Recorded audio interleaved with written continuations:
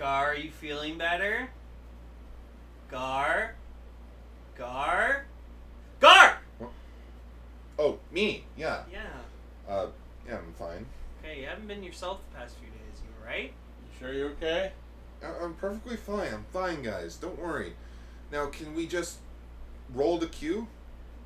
You mean cue the roll call? Yeah, that. We're live! Zenkaigan! Connect. Loading. Broadcast. Equipment wielder, Bluecaster, Cheetah Zazil. Loyal and Lab, Beatcaster, Lytrin! Explorer from the unknown. Yellowcaster. Autocar. Broadcasting loud and opinionated perspectives across the internet. Radio Sentai Castranger. On air! Welcome, one and all, to Radio Sentai Castranger, episode 1 something. 157, and we're recording this on July 7th. 0707 157 2017. There's a lot of 7 going on around here. Oh, gee. What a 77777! What a coinky dink. That's the episode name. Also, Exate episode 37. Oh my god! There's some 7s going on this week. Alright, it is the start of Ultraseven 2017! Woo! Yeah. You thought Ultranger, you got enough Ultraman and Ultranger. Oh, no. No.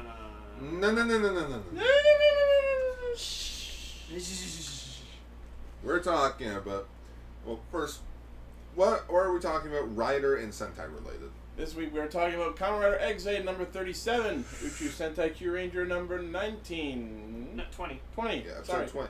And, so, how about we start off with Exate?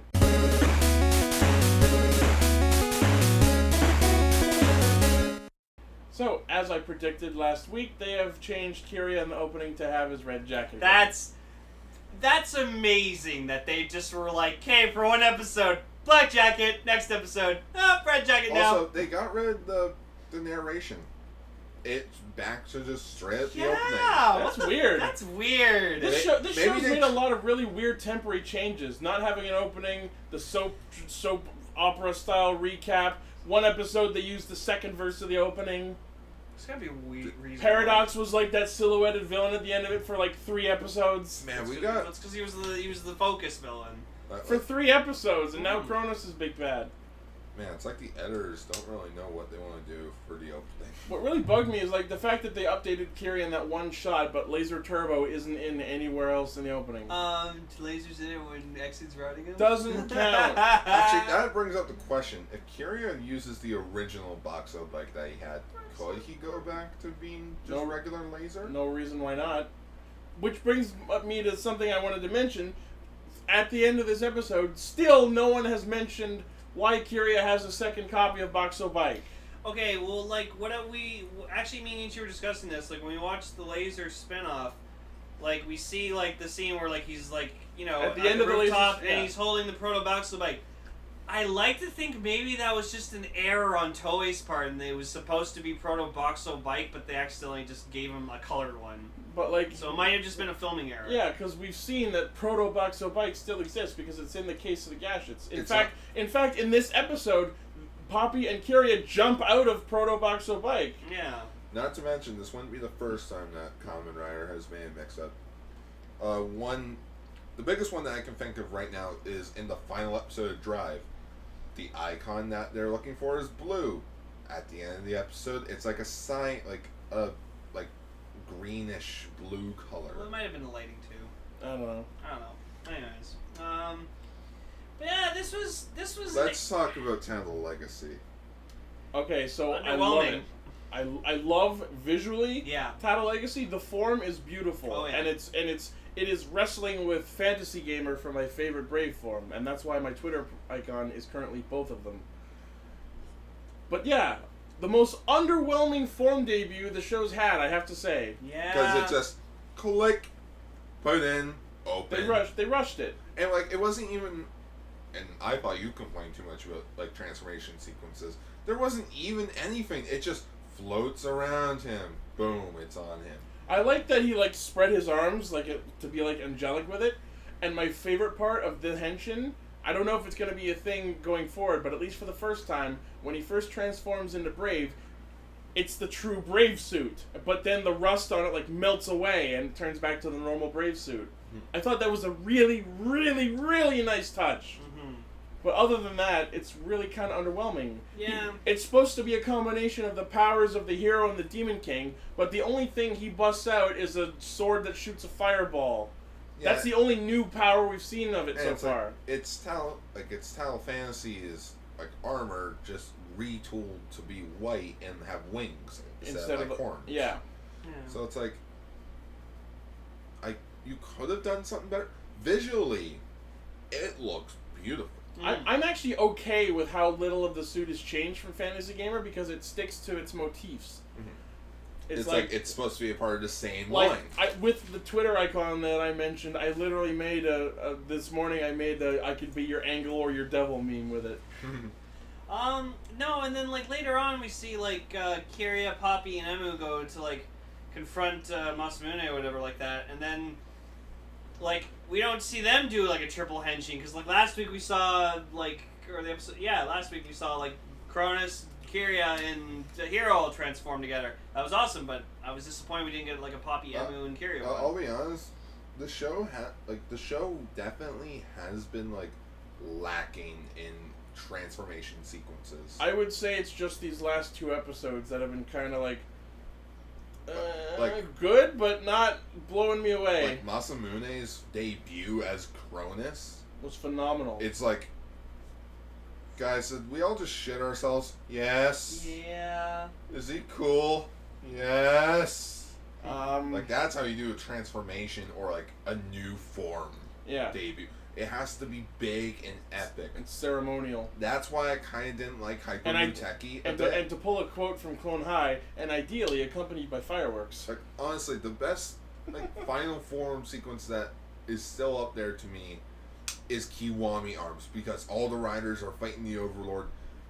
Koda comes in, transforms into Kiwami, and everybody's just so astonished to be like, this is something we haven't seen yet.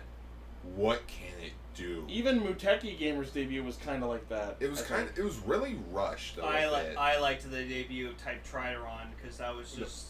You know what would have made it a bit cooler? If he fought a Bugster instead of Cronus, to be at like a high up level, like Gemnius maybe. No, not Gemnius. That's what we're building towards. I was thinking maybe Graphite. I was thinking, yeah, if he fought Graphite with that. Because Graphite's level 100, he can just always... Well, level 99. Yeah, like he's at his highest max level for Graphite. He can always come back. I just love the fact that no one's addressed that until Brave happened, everyone thought level 99 was the max, and then Title Legacy level 100 shows up, and 0 people are questioning, he's beyond max level! At this point with the show, it's like, what is truly, like, max level? Because it's like power levels in Dragon Ball. It's like, yeah, you could have like the highest power level, but at a certain point, levels don't mean anything. I think that's what the show's been building towards, because Genmu tried to surpass the concept of levels, and Cronus and Muteki have actually done so. But then they're broken. But then, like, you see, like, later on in the fight, with, like, between Snipe and Graphite, and it's like, hey, you're fighting a level 99 Bugster with a level 50 form. Like, you know you're not going to do this at all. And yeah, regarding that, I actually got into a pretty heated discussion with someone on Facebook today about the fact that Snipe doesn't have, but deserves, a final form of his own. I know a lot of tertiary riders don't get super forms. Is that how you pronounce it? Tertiary, yeah. I call them third riders. But yeah, it's true a lot of tertiary riders don't get super forms, and Snipe has a super form, but... Necrom, G3... Necrom has Yujo Burst now in the Inspector movie. Oh yeah, that was a thing. I still haven't watched that, I'll be honest. You could I'd like to qualify G3X as a super form, because G3 was the previous version, but anyways, my point is, so I was talking with some people about the fact that Snipe should have a final form, and someone on Facebook, I actually had to explain the difference between the genre of a game and its setting. Because someone tried to argue that there wasn't enough difference between a jet combat simulator game and a scrolling space shoot 'em up to warrant a different gadget. And I'm like, are you fucking serious? Dude. I don't play jet simulators, and I know that they play very differently from scrolling shmups. Yeah. Dude. Snipe should have a Galaga form, man. Oh my where god. it's a space thing. I was saying that like he should have like a space armada themed thing, and if, like the idea I had, like this isn't like me saying it should be this, but my idea for the name of it would be like Bang Bang Invasion, and then it could be like Invasion Gamer. You know level what? 100. You know what? No. I think what he should be is he should have a gadget that's like based off like something like Doom, where like, you know, you're this badass fucking space marine and you have like all these awesome weapons, and then you get like the BFG, which is like this fucking huge ass gun. So it would would just like, yeah, so it would be like Weapons Gamer. yeah, so it would just be a game based off Doom. I you know what? I'd like to see what that would look like. But here's one thing. It's like, all right, Snipe's level 2 form. It's like, you know, It's a FPS. like His first person shooter. His level 3 is a jet combat flight simulator. Yeah, so His level it's 50. aircraft. His level 50 is a naval simulator. So they So all it's- play differently. Like with Battleship, it's like, what can you really do bigger than a battleship? And my argument was a fucking space armada. That would kind of be. I cool. know, right? Like he has the little, like hovering spaceships around him. Exactly. And Oh, stuff. I love a Galaga gadget. I love Galaga. He's like a Zenyatta with like Yeah. a ring of spaceships around. I Snap would of love his that. I fingers, love they all characters. just flying I around. love characters with like turrets and familiars and floating like assistant fighters. That would be totally my jam. Dude. But anyways,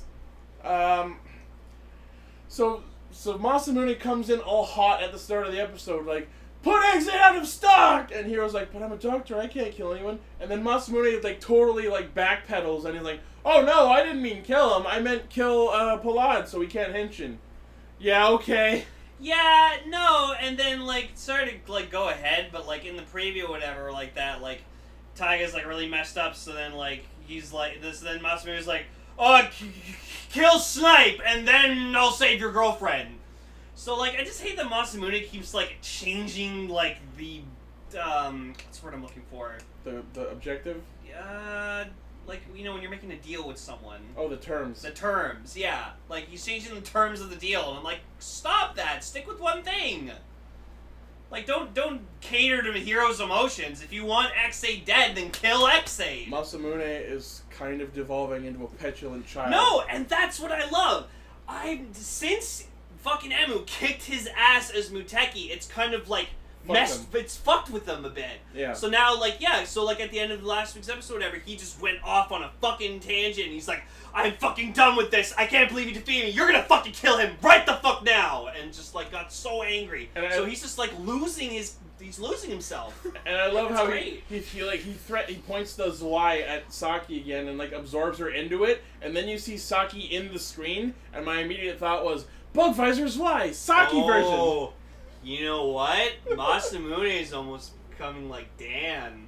Oh. Because, like, remember, Dan, like, he was kind of calm and collective in the beginning and stuff, but then over time, just his kind of insanity started to slip out Maybe more. it runs in the family. Yeah, so you know what? Deep down, Masamune is, like, probably just as fucking crazy as Dan We're is. not so different, you and I. Just like Kurota, See, I said that. Dan's mom comes back, and it's like Masamune is like, "Hello, dear.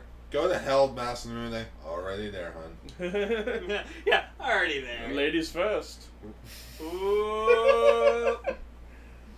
But yeah, speaking of Saki, the victim of the week / ride player of the week is her father.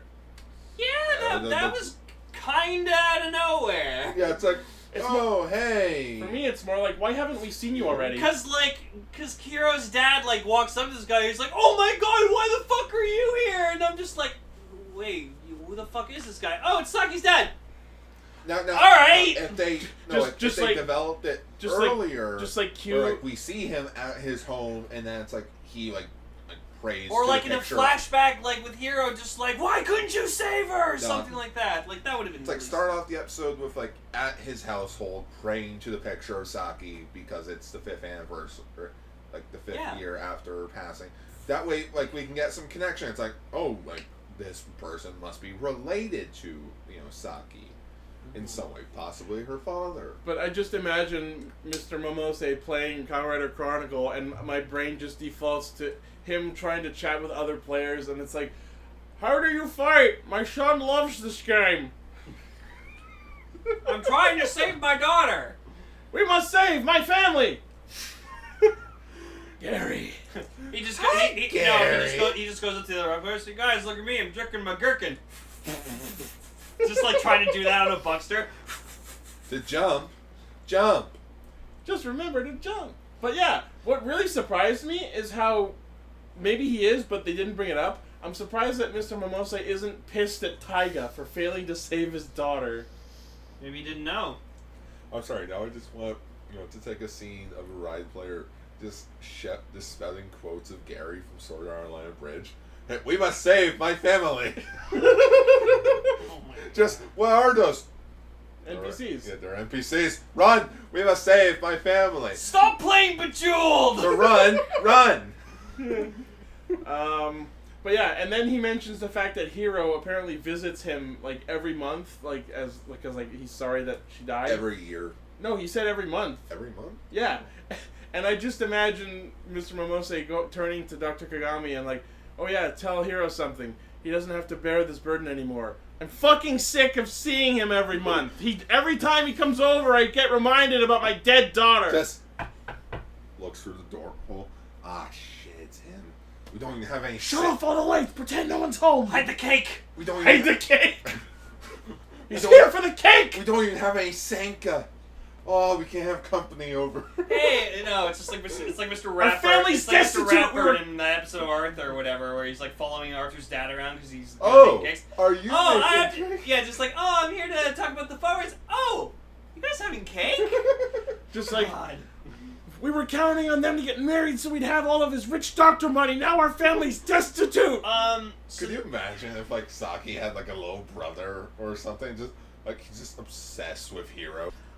So we also get confirmation that no, Palad does not need to be inside Emud when he transforms into Muteki. But I'm gonna get into this. I'm sad about that. That's no, because he needed Palad inside him to reawaken the Tensai Gamer M. So now he just has Tensai Gamer M. So now that we've like established once again beyond a shadow of a doubt that Palad is not M, the fact that Nico jumps in to try and finish off Palad because she has a grudge against M for beating her in the Tekken tournament kind of doesn't make sense anymore. And I know it's because she doesn't know that they're separate identities, but like I feel that someone should fucking knock some sense into her. yeah, but that if you're a side character and you had motivation, and you only have like 10 episodes left in the series, yeah, that's gonna be gone. And then we like when Emu transforms into Muteki this episode. It's rushed. It's super weird. Like he activates both gadgets, puts in Mighty Maximum, then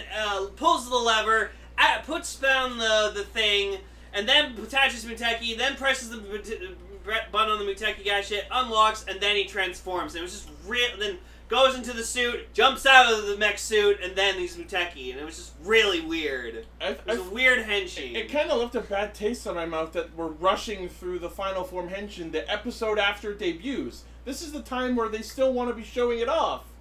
That's why I liked Infinities, because every single time just he transformed, it was just like nice and long and That is perfect. why I always liked Kiwami's transformation.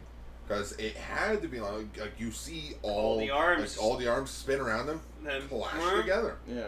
And the armor It's coming like- off. Yeah. Oh, dude, I actually love the transformation sequence. Kiwami's cool. It's like die, so good. So Mr. Momose is infected with Kaiden's virus, and he's level 60 now. Cut to a shot of him sitting on his little seat, yelling his challenge at birds. Challenge me, buds. I know you are planning something. And Miss Finster told me you're planning something. And for some fucking reason, the general public, who has been advised that Kamen Rider Chronicle is a dangerous game that is killing people, And they think the best thing to do is to take selfies near the dangerous monster with the fucking katana. Yep. It's like the crocodile hunter. Look at that tiger.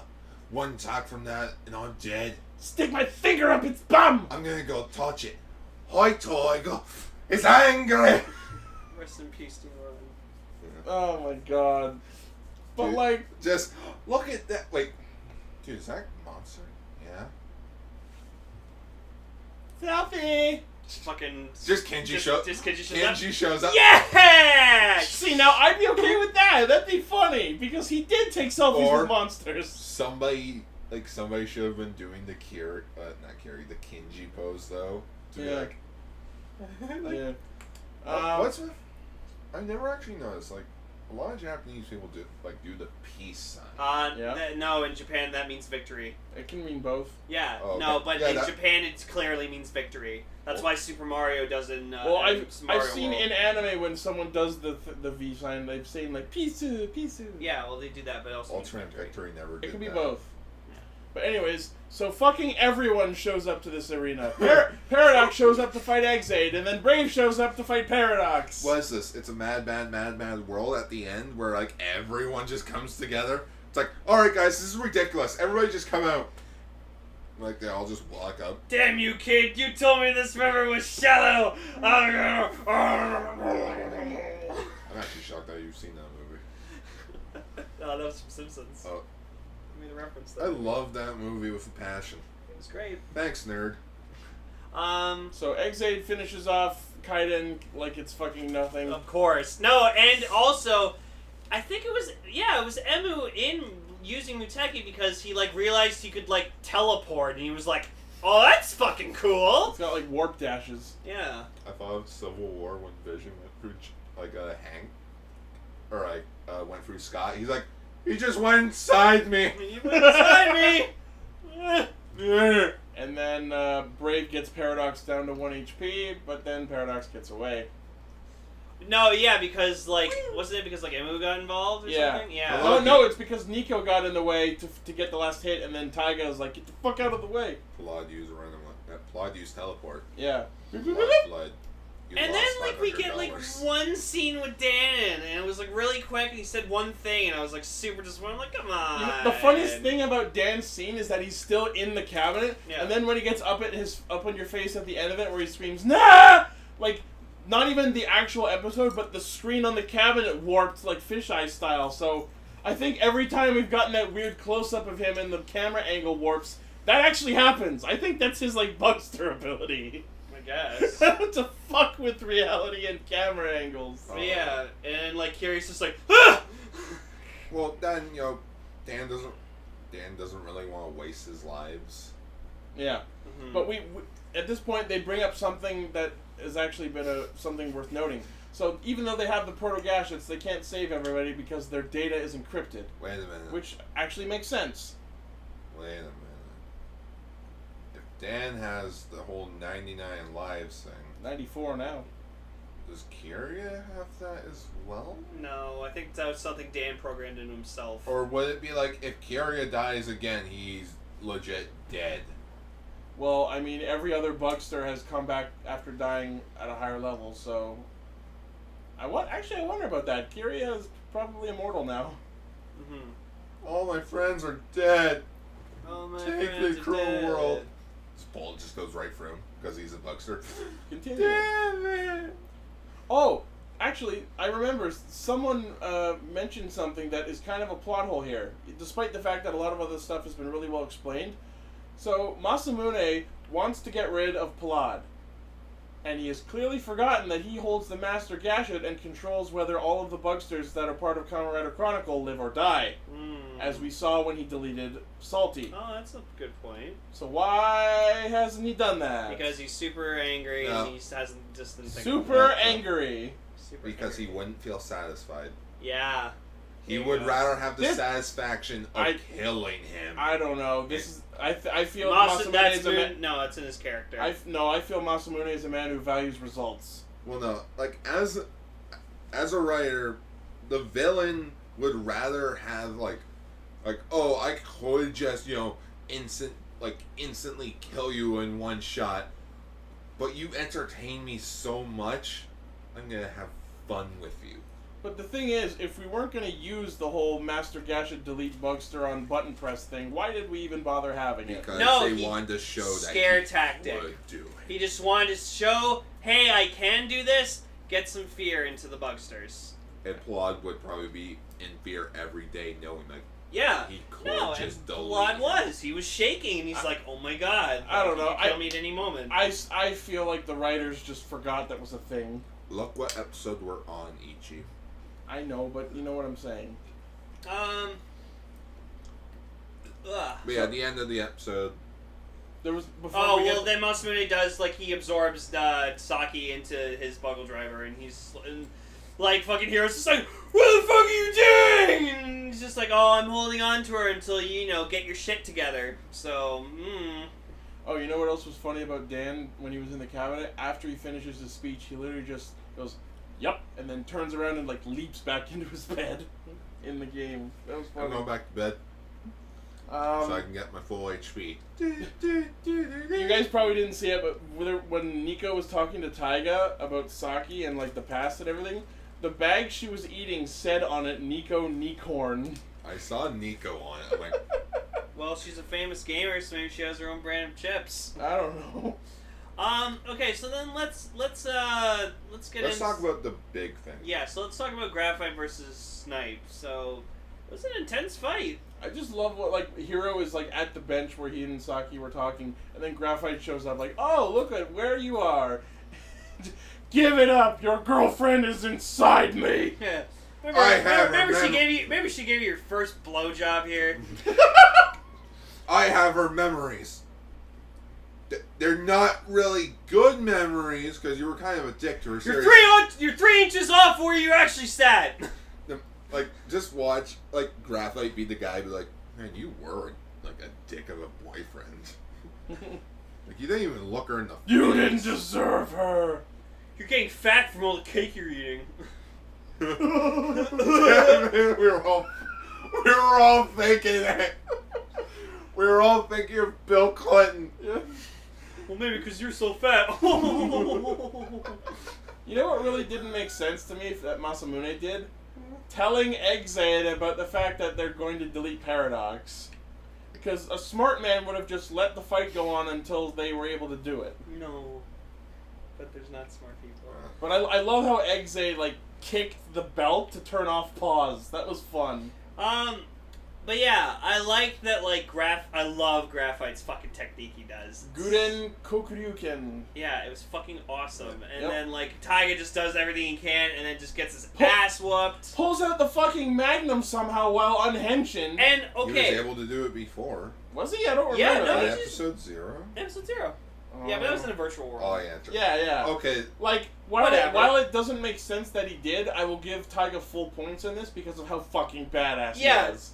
And I was like, he knows it's not going to do anything. And you could see when he was shooting it, it was just like bouncing off of Graphite because this was doing nothing but... You know what I expected to happen? Since Graphite was making it spark, I thought he was going to make it blow up in his face. That would have been cool. I think that would have been a better way to do that. I know you won't say it, so I'll say it for you. Son of a bitch.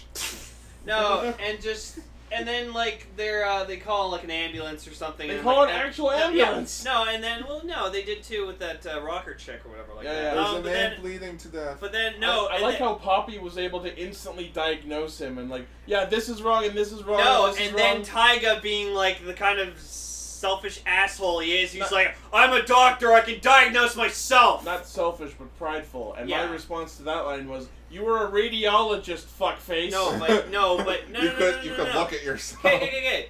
All doctors have like the same medical expertise. It's just that Basic training. basic training and whatnot. So they need to know that shit. It's just that some doctors like to be specific, like learn a specific. Actually, now I want to thing. go, like, No, I meet, want to go to medical school. meet to an actual doctor, tell them about stuff in XA, and be like, is it possible to do, to do this stuff? You mean Is it inject possible to yourself get- with a virus so that you can turn into an armored hero with a belt and a little tiny coin? Well, no, just next time you see your doctor. No. Just next time you see your No. doctor, ask him like, hey, can you self-diagnose yourself if like something happened to you? Well, no, it's confirmed. Like, doctors have confirmed you can't treat yourself. I was laughing when Emu tries to like use the game scope that is their cell phone and bugster infection detector as an actual stethoscope on probably Taiga. can be used as an actual stethoscope. But- It makes sense it would. No, I guess. yeah, the episode ends with like next week being Taiga giving Nico the red flag speech. like red flags. I can't be your doctor anymore. Fuck you. No, he's gonna give up he's gonna give up Saki to be like, I have to help my friends. I'm sorry. I'm actually not 100% convinced on either option. But yeah, so next week, Taiga needs operates on heavy operation, and then like Hiro's gonna be the one to do it, but then Masamune is like, I need you to kill Taiga, and so we actually don't know what the outcome's gonna be. Is he gonna save him, or is he just gonna let him die and kill him? Like you don't. We don't know. Okay, it probably Characters die. is gonna be saving him. I read future. Like, Don't future, fucking Don't say say. anything. Don't say. I do not want to know Yeah, until we don't watch say. the next episode. Yeah, Like, it's no, like obvious. it doesn't say what happens, but Taiga is mentioned throughout like the other episodes. I don't think they would just kill off like Okay. Taiga on the deathbed. But anyways, They killed Chase, so tertiary riders dying is definitely a possibility. I know you're against this guard, but I'm hoping Nico for Snipe. Yeah, no, now that Not Taiga's when there's down, only like 12 episodes left. Nico's been exposed to fucking game virus so much that she definitely should be able to do it. She's immune to it now. Yeah, and she's a seasoned gamer, so she'd definitely be able to be a serious contender. So can we talk about the Power Rangers KSI finale? But before that, at the end of the Exit episode, we get a quick little trailer of Dan telling us, "Rejoice! The Origin Gashet is here! Come to the theaters and buy it! Ha ha ha ha!" Yeah, the main Action X Proto Origin. Yeah, I'm Proto going to Origin do gets- everything in my fucking power to get that goddamn gadget in my hands. I don't We care know. what cost. The effing, like you definitely. And that's why like, Dave effing will says charge something. $200 for it. He'll be Ryan, I'm your friend and all. I'm your dealer. $200. fine. That's how much. I'm sending this Getting this episode to gadget. him. All right, so Yoshilaki.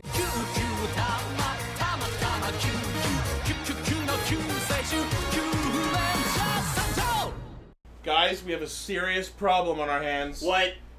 There were no Yosha Luckies this episode. Holy shit! Not one! Ah! You know why? It's because Lucky was feeling too serious. Wait, what? I checked. I watched the episode twice. He didn't say Yosha Lucky at all except for the recap. Oh boy. And we don't count those. Oh boy. This is a serious problem. Code red. No, red flags, guys. Red flags. Okay, confirmed. No, you know why? Because Lucky was literally like serious this entire episode.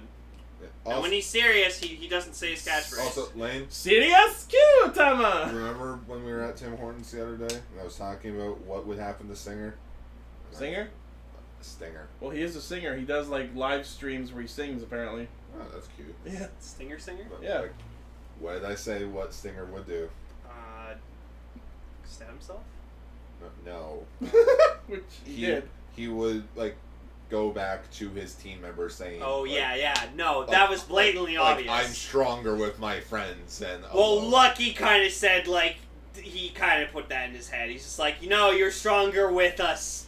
that by your ain't- side, You know, but you yeah. have a mecha, you could just squish him, brother. I stand by what I said last I will week. defeat you, younger. So we but find yeah. out that the reason he did all this shit last week is because he didn't want to burden them or cause any more injuries like with Champ. And Gee, and I what have I understand. been saying? And I understand that. But I still wildly disagree with his choice. But we learned that apparently Stinger's people, they have this cool ability called the Antares. And It's it lets, Antares. Antares, and it lets, it's a technique where you inject yourself with your own poison and it boosts your attack power, like your strength by a bit, but at the cost of your life. So it's like Curse in Pokemon. No, you know what it is? What? Because of the way his face looked with it, he turned himself into a fucking Amazon. Yeah, just you see Stinger. Amazon! Just a has scorpion Amazon. Oh my god. He Oh! has a tail. He becomes Scorpion. He would fight Spider-Man. Just puts on a Neo Amazon driver. Sorry. Oh my god, that would be so cool. Scorpion.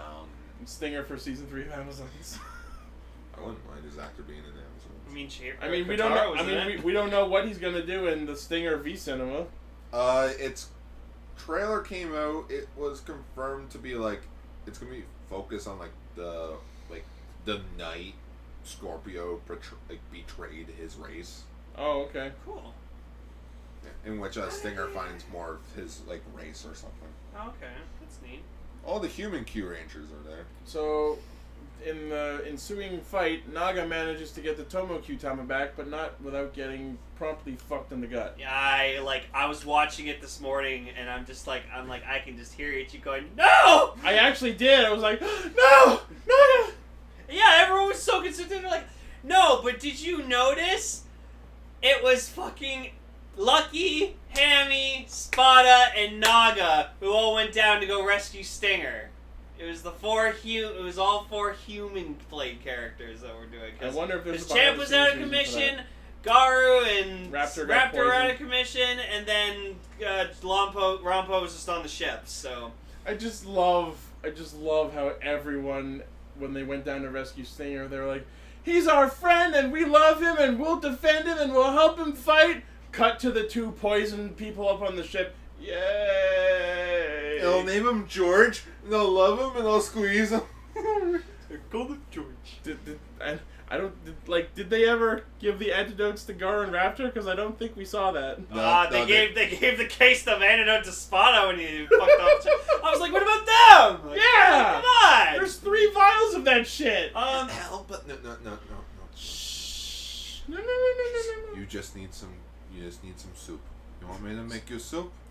I'll make you soup. I'm gonna say though, like, I love that just Scorpio is played by Takatora's actor because I love that voice. Oh, it's yeah. just so sexy. Like, Absolutely. oh, every time Scorpio talks, I'm just like, oh my god. It's great. I don't understand why there is a cut. Like, it's just like with the Astro switches where some of them get real fucking stupid. So this week we get to see the Yagi Kyutama for Capricorn, one of the major signs, and it's the power to record a fucking voicemail.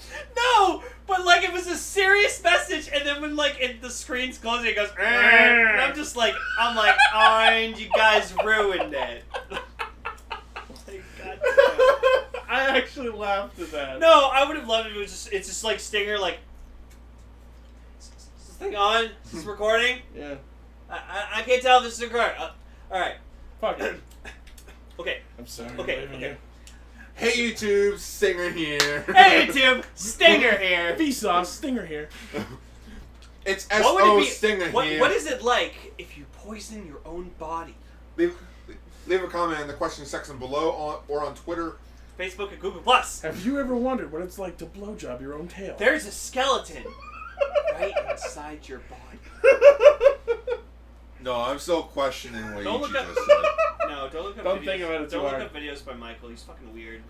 The funny part is about this episode is it opens with basically the Reapers landing on Earth.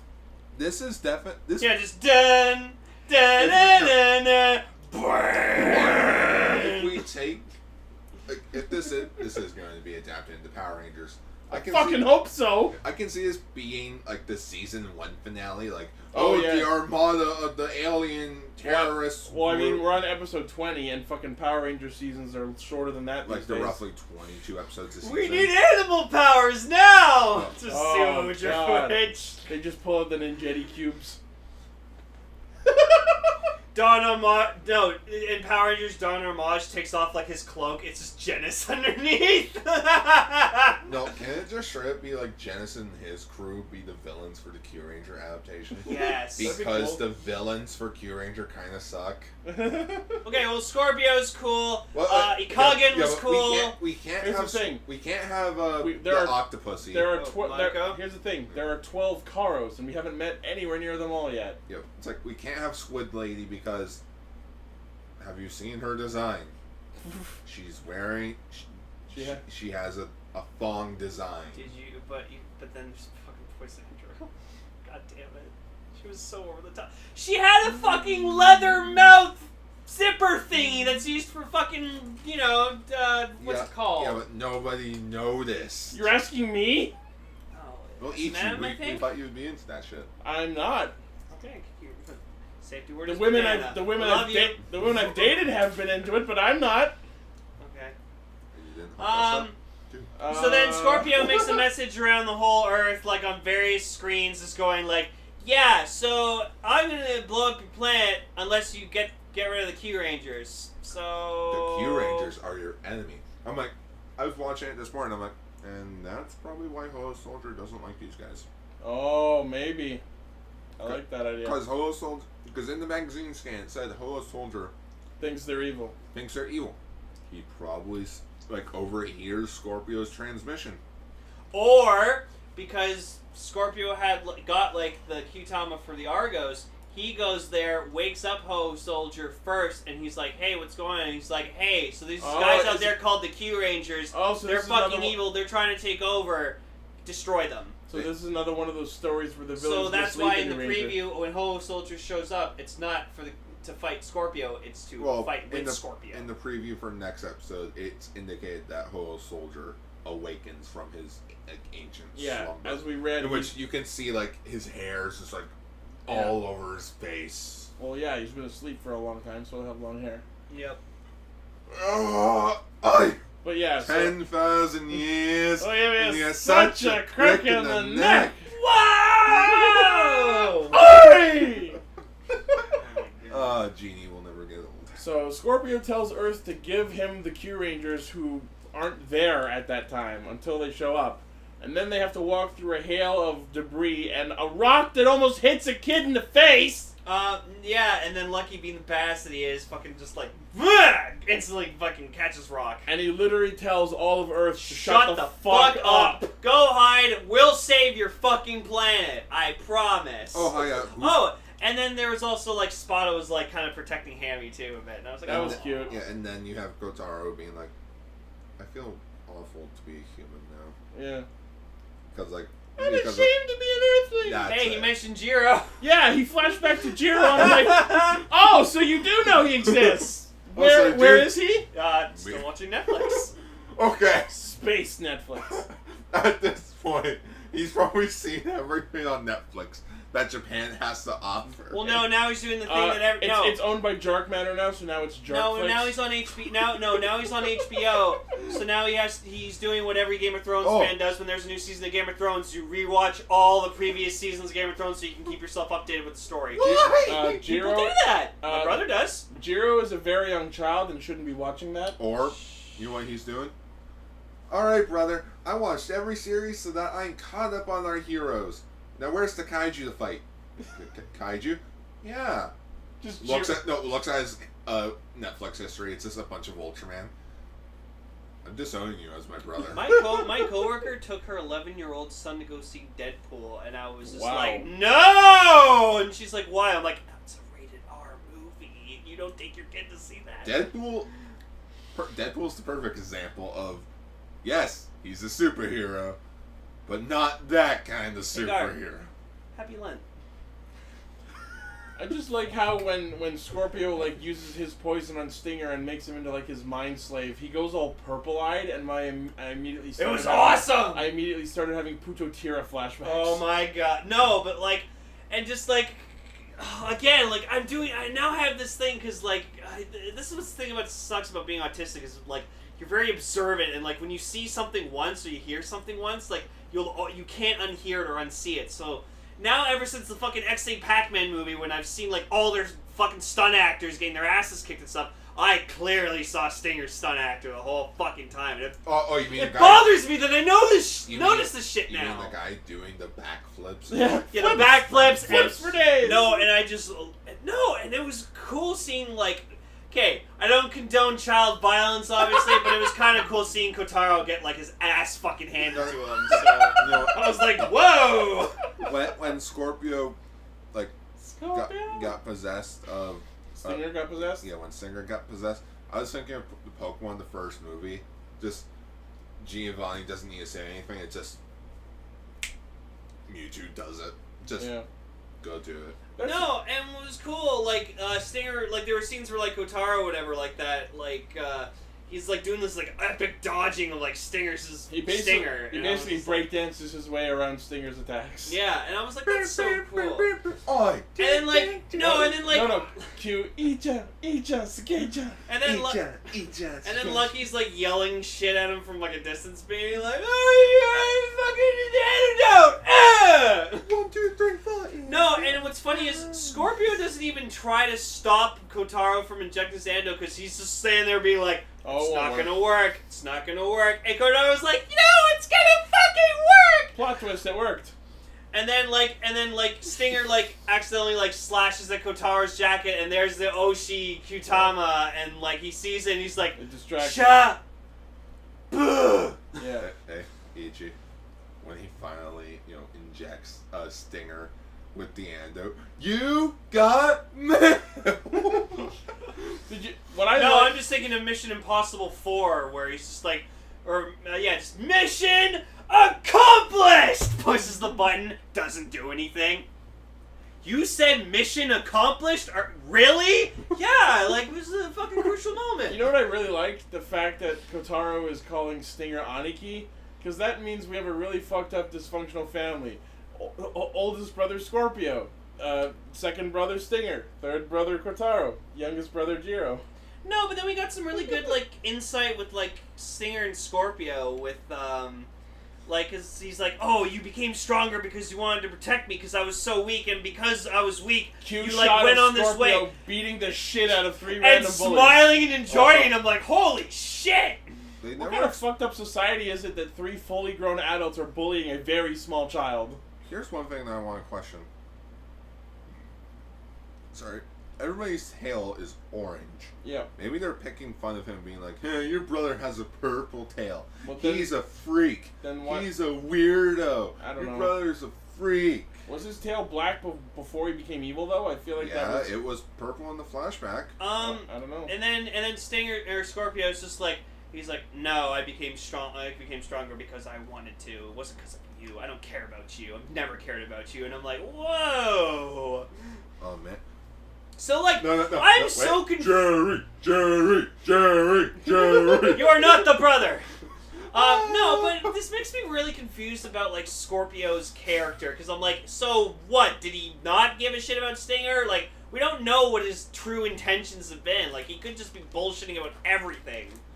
But yeah, so Stinger is free of the poison and does the really epic, like, swinging the jacket around and mounting up. That's always cool when Toei does that. Also, he got to start the roll call, which was nice. Yeah. Poison stuff.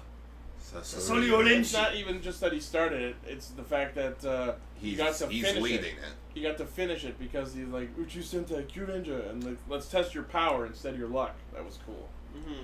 It was basically him telling Scorpio, "Bitch, I got friends." And then what can I do? Like, I got friends. I get by with a little help from my friends. Next week, Champ awakens at one scene. I am transformed. No, what's funny is at the beginning of the episode we see them like doing like the Qtama, like Qlet, like rolling thing, and I just see Champ in the background. I'm like, you're not supposed to be there. You're dead. They're not gonna shoot another one. Those shots are not canon. I know. But what really surprised me was just the fact that the episode ends with everyone after the roll call just running at Scorpio, and then just cuts off into the ending. I didn't. I'm like, oh, okay. I guess the show's over. So next week, fighting Scorpio some more, and Ho-Oh Soldier shows up. And it seems that Scorpio's going to be dead because the name of the episode is Farewell Scorpio. So maybe he just leaves. Yeah, maybe we defeated. Yeah. I'm using air quotes, people. Like, we've defeated him. See, I'm learning. I'm learning to tell the audience. Yeah, there you go. Good boy. Air quotes.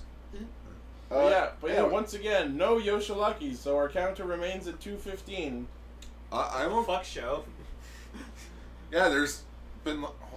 What's the biggest one? Episode 12? Episode 12, when he multiplied himself. Nothing will beat that. Watch next week's episode, just after every sentence as Lucky says, just go, Yoshilucky! Alright, who wrote the script? The head writer.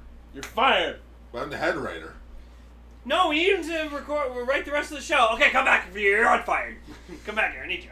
Wait a minute, who's saying that? Just we'll The director as Head office. Toei is Oh. owned by J.K. Simmons. The It's run by pres- J.K. Simmons. the president of Nozama Pharmaceuticals. J.K. I want to be J.K. Simmons now. Get me pictures of Spider-Man. Give me pictures of Amazon. Just watch next episode. We'll have like 10 Yoshirakis. Get me pictures of Spider-Man. Sir, we're a poem country. We're a poem company. They got me poems about Spider-Man. Oh, Simpsons. You crack me up. That is a Simpsons joke. Roses are red, violets are blue. You know what else is red? Spider-Man's suit. Nailed it. No, it's be something, Spider-Man's a fool. Anyways. Can't believe he made fucking shirts about the release date for the Emoji Movie. Fucking Jack. Jack's What? Films. Fucking Jack. Jack's Films. Oh, Jack. I was almost tempted to buy one. He but then did I'm a like, live no. stream where he spun 15 fidget spinners for an hour, and every full minute he would dab and promote the Emoji Movie. Because he's like jokingly excited for It the was Emoji such Alright. batshit crazy thing. So, anyways, on to our featured topic for the month.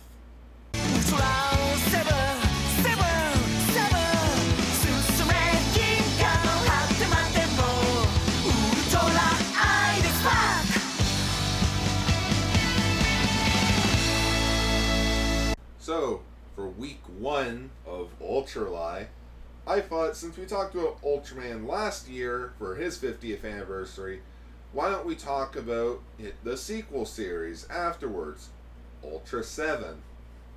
And Wait, so the second season was Ultraseven? well, technically it's the 3rd season since Ultra Q started, and then it moved into Ultraman, and then Ultraseven. So Because Ultra Q wasn't the Ultra Man universe. It's just Ultraman wasn't a thing.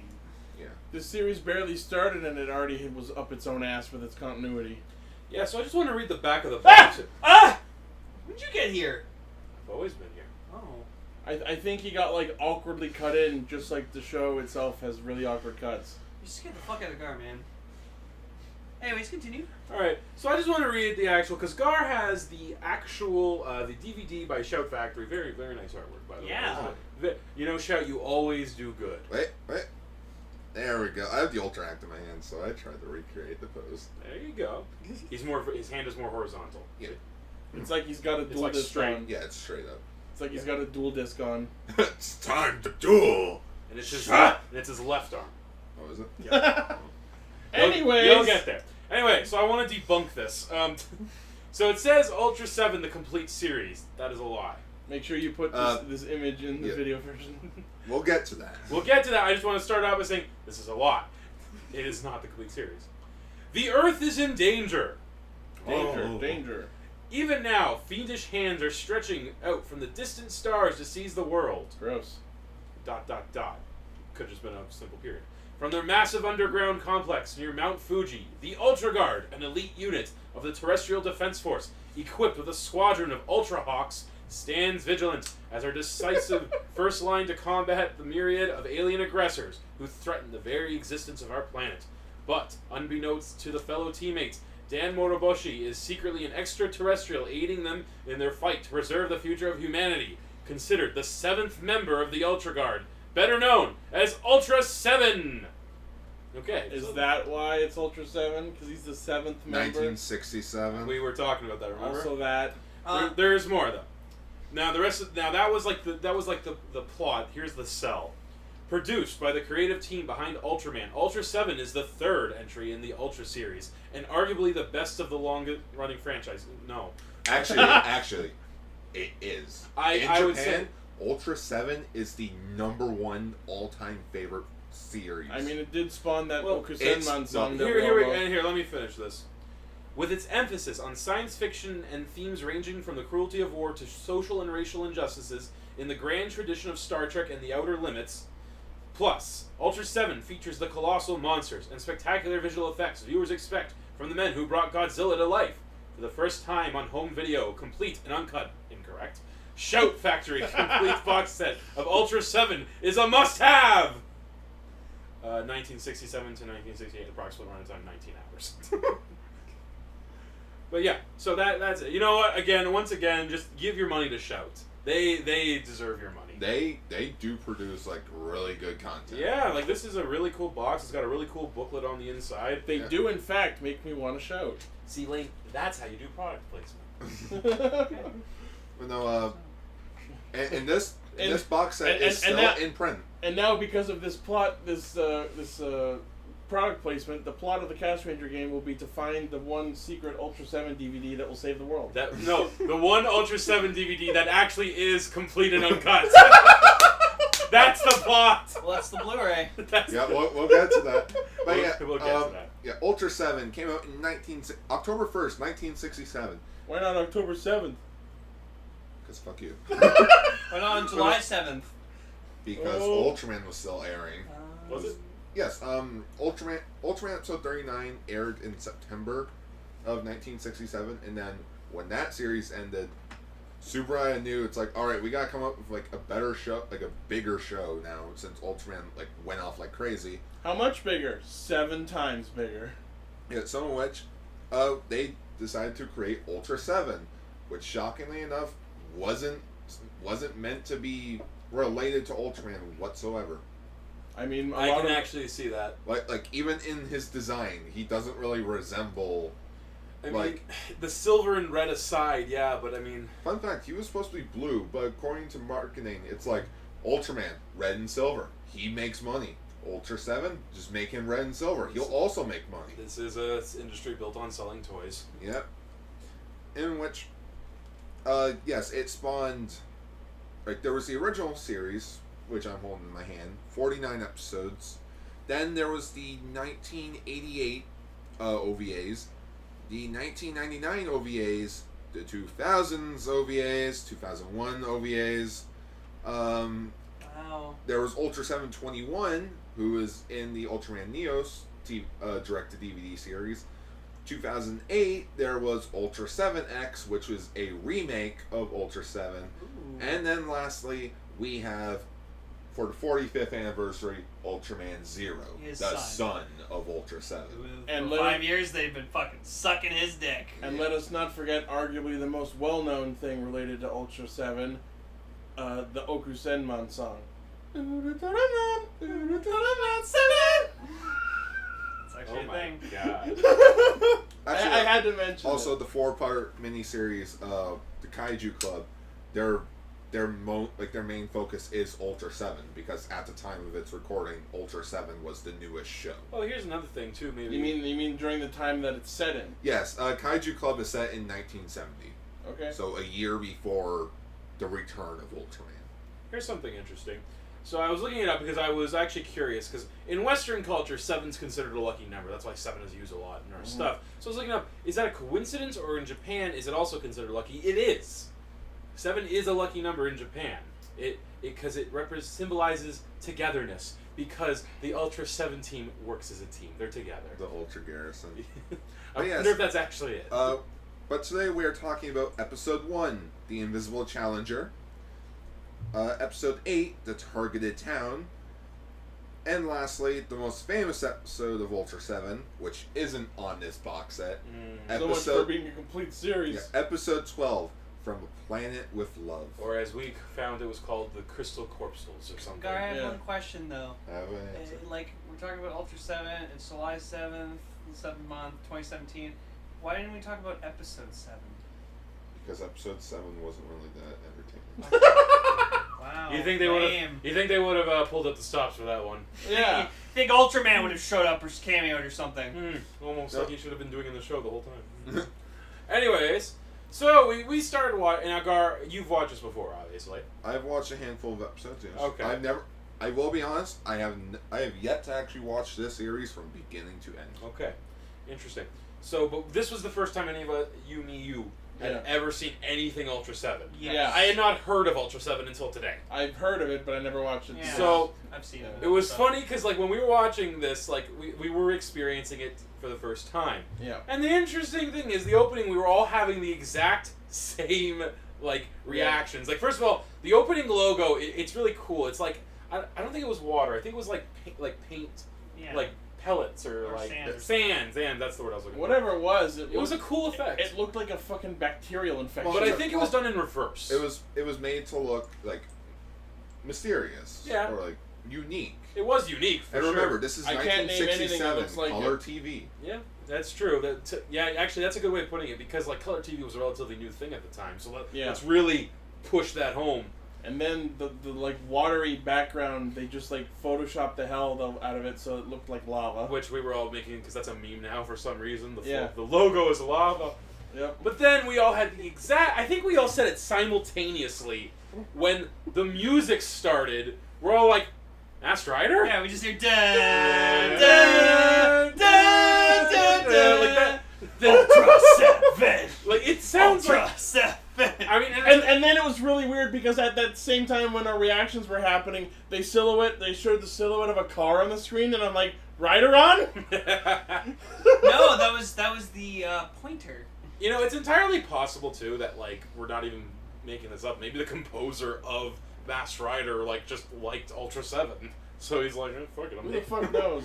Yeah, fuck it. This show's going to shit. But yeah, so I gotta say first off, what a badass name for a main character, Dan Moriboshi. Like that's a fucking awesome name. I think you're just biased because you like Dan. Oh, Yeah, I really? mean, like Really? Dan from XA, Dan from Game Grumps. Re- I work with a No. guy named Dan who I actually really like. He's a really cool guy. Re- So They never in the The, three op- episodes the, that were opening, the opening theme to Dragon Ball GT, Dan Kokoro Hikaru Quiet you. But there's one thing that wasn't really mentioned in the first episode, and that is, who the hell is Jiro? Or like, who the hell is Dan himself? He's just some asshole who shows up to block the Ultra Car, which The I've called it. pointer. I call it the Ultra Car.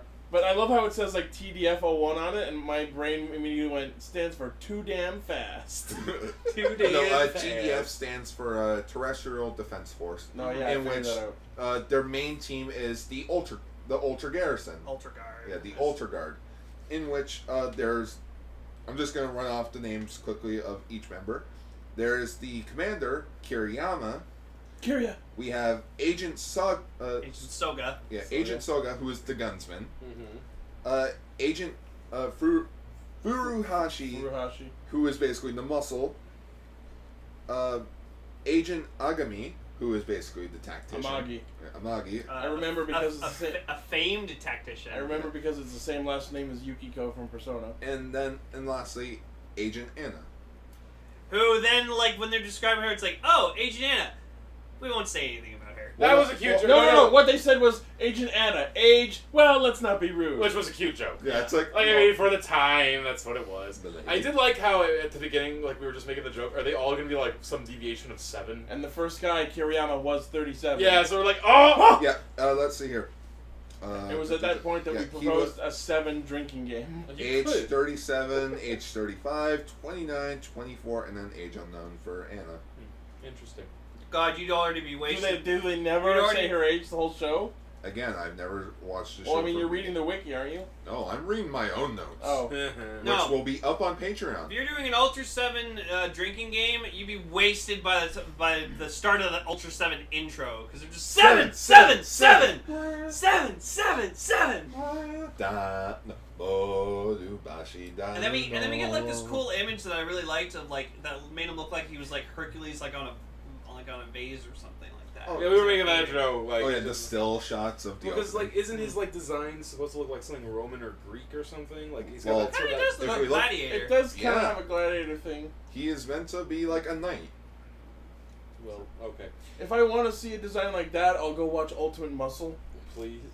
Maybe Ultimate Muscle got their inspiration from him. Probably. Yeah. Now that I think about it. Yeah. Oy. You know, this is the thing I've noticed with a lot of like Toku in general. So this team, this garrison, right? The Ultra Guard. The Ultra Guard, they look quasi-futuristic Yeah. in a world that is squarely. The world of tomorrow. No, that's the thing. The world is yesterday because everything looks squarely like the '60s, minus these guys. Yeah. You hit jokes on you. Apparently, this takes place in the 90s. Really? Yeah. Yeah. 60s version of the 90s. In Ultraman, like in the original Ultraman series, it's indicated that it's not set in quote unquote modern time. Fair enough. Which is great because at the end of episode 8, they're like, "Don't worry, kids. This is a future that could never happen."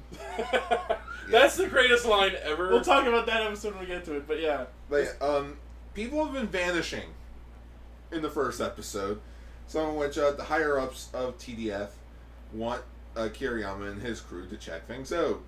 And as for Furuhashi and Soga went to go check out in the Pointer, cutest name ever for a car. It was actually a pretty cool looking car. It's a second generation Imperial. They bump into a hitchhiker.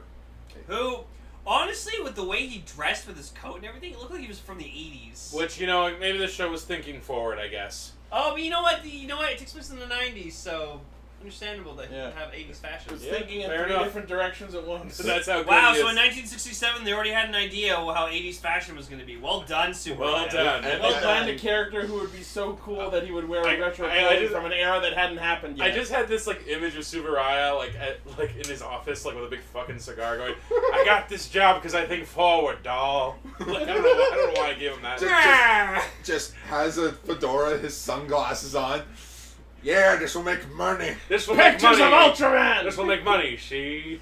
Now I'm gonna go make Godzilla movies. But no, the funniest thing No, about... I'm gonna make the next It's the dub of Super Eye. Yeah. The funniest thing about the fact that Dan stops them in their car is their immediate reaction is fucking souse him in smoke.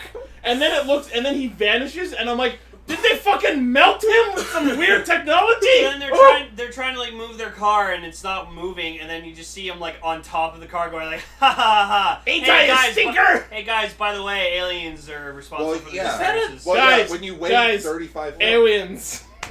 So, okay, No, let Gar go first. But yeah, when you weigh 35,000 tons.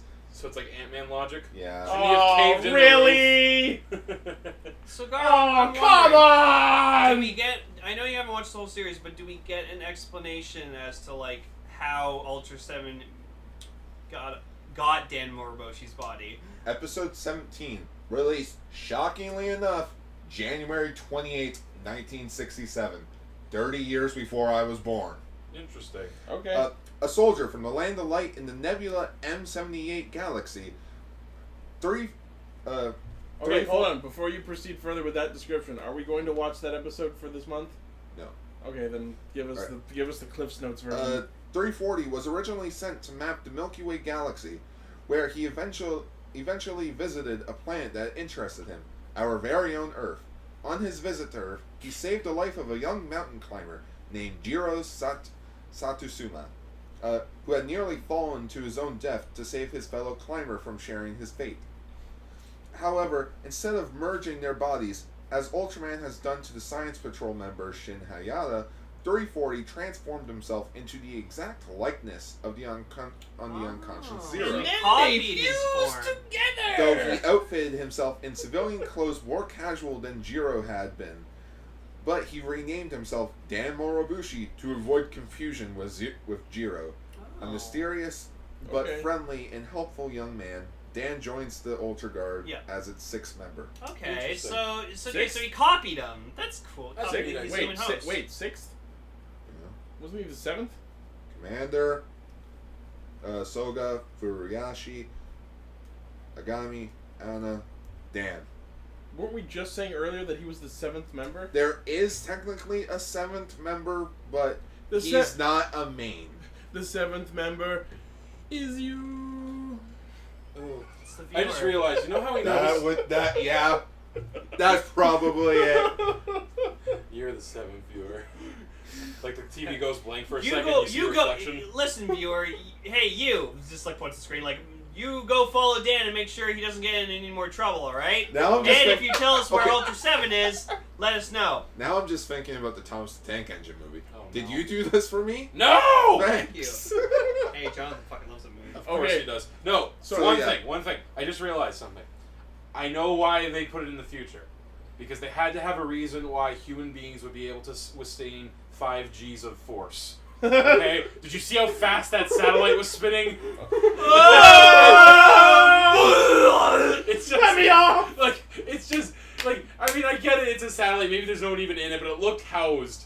And just the fact, like, it's spinning so fast, and, like, the size it's supposed to be, it's just such a funny image, because every time it was on screen, we're just going, oh! We're still falling. Shane, stop this crazy thing! Extreme close-up! What?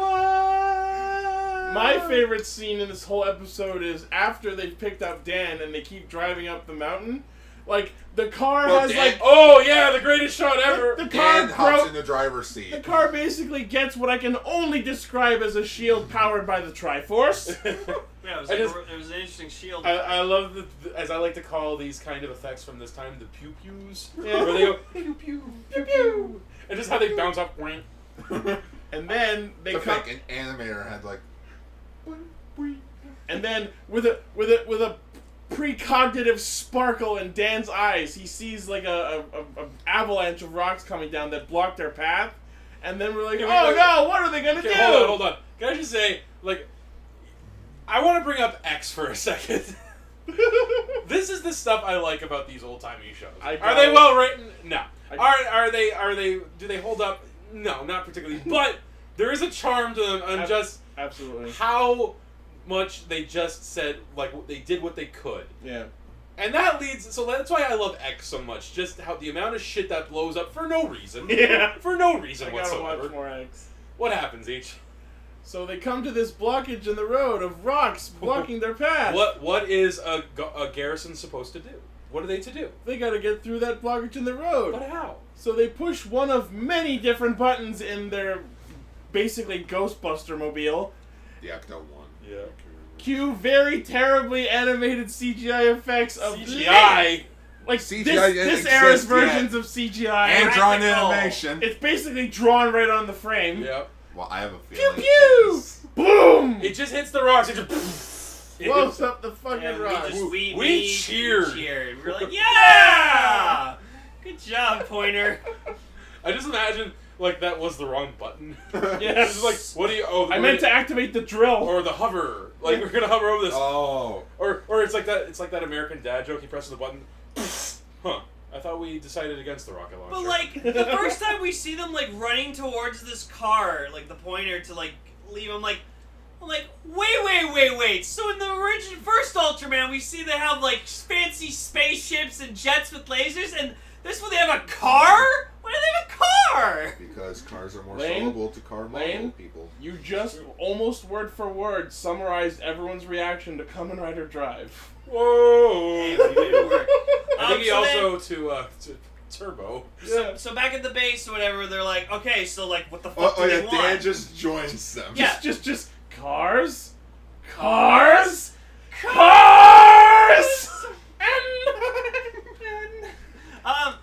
And then we get, like, the monster for this episode. Oh my god. My god. I can only describe him as the Muppet from Planet Cool. Or, Actually, as Lane and I were joking, Makashiva! Makashiva! Makashiva! It looks like an Octoling from Splatoon. I don't even want to give it that much credit. so the alien's name is forever unknown, but it is from the planet Cool.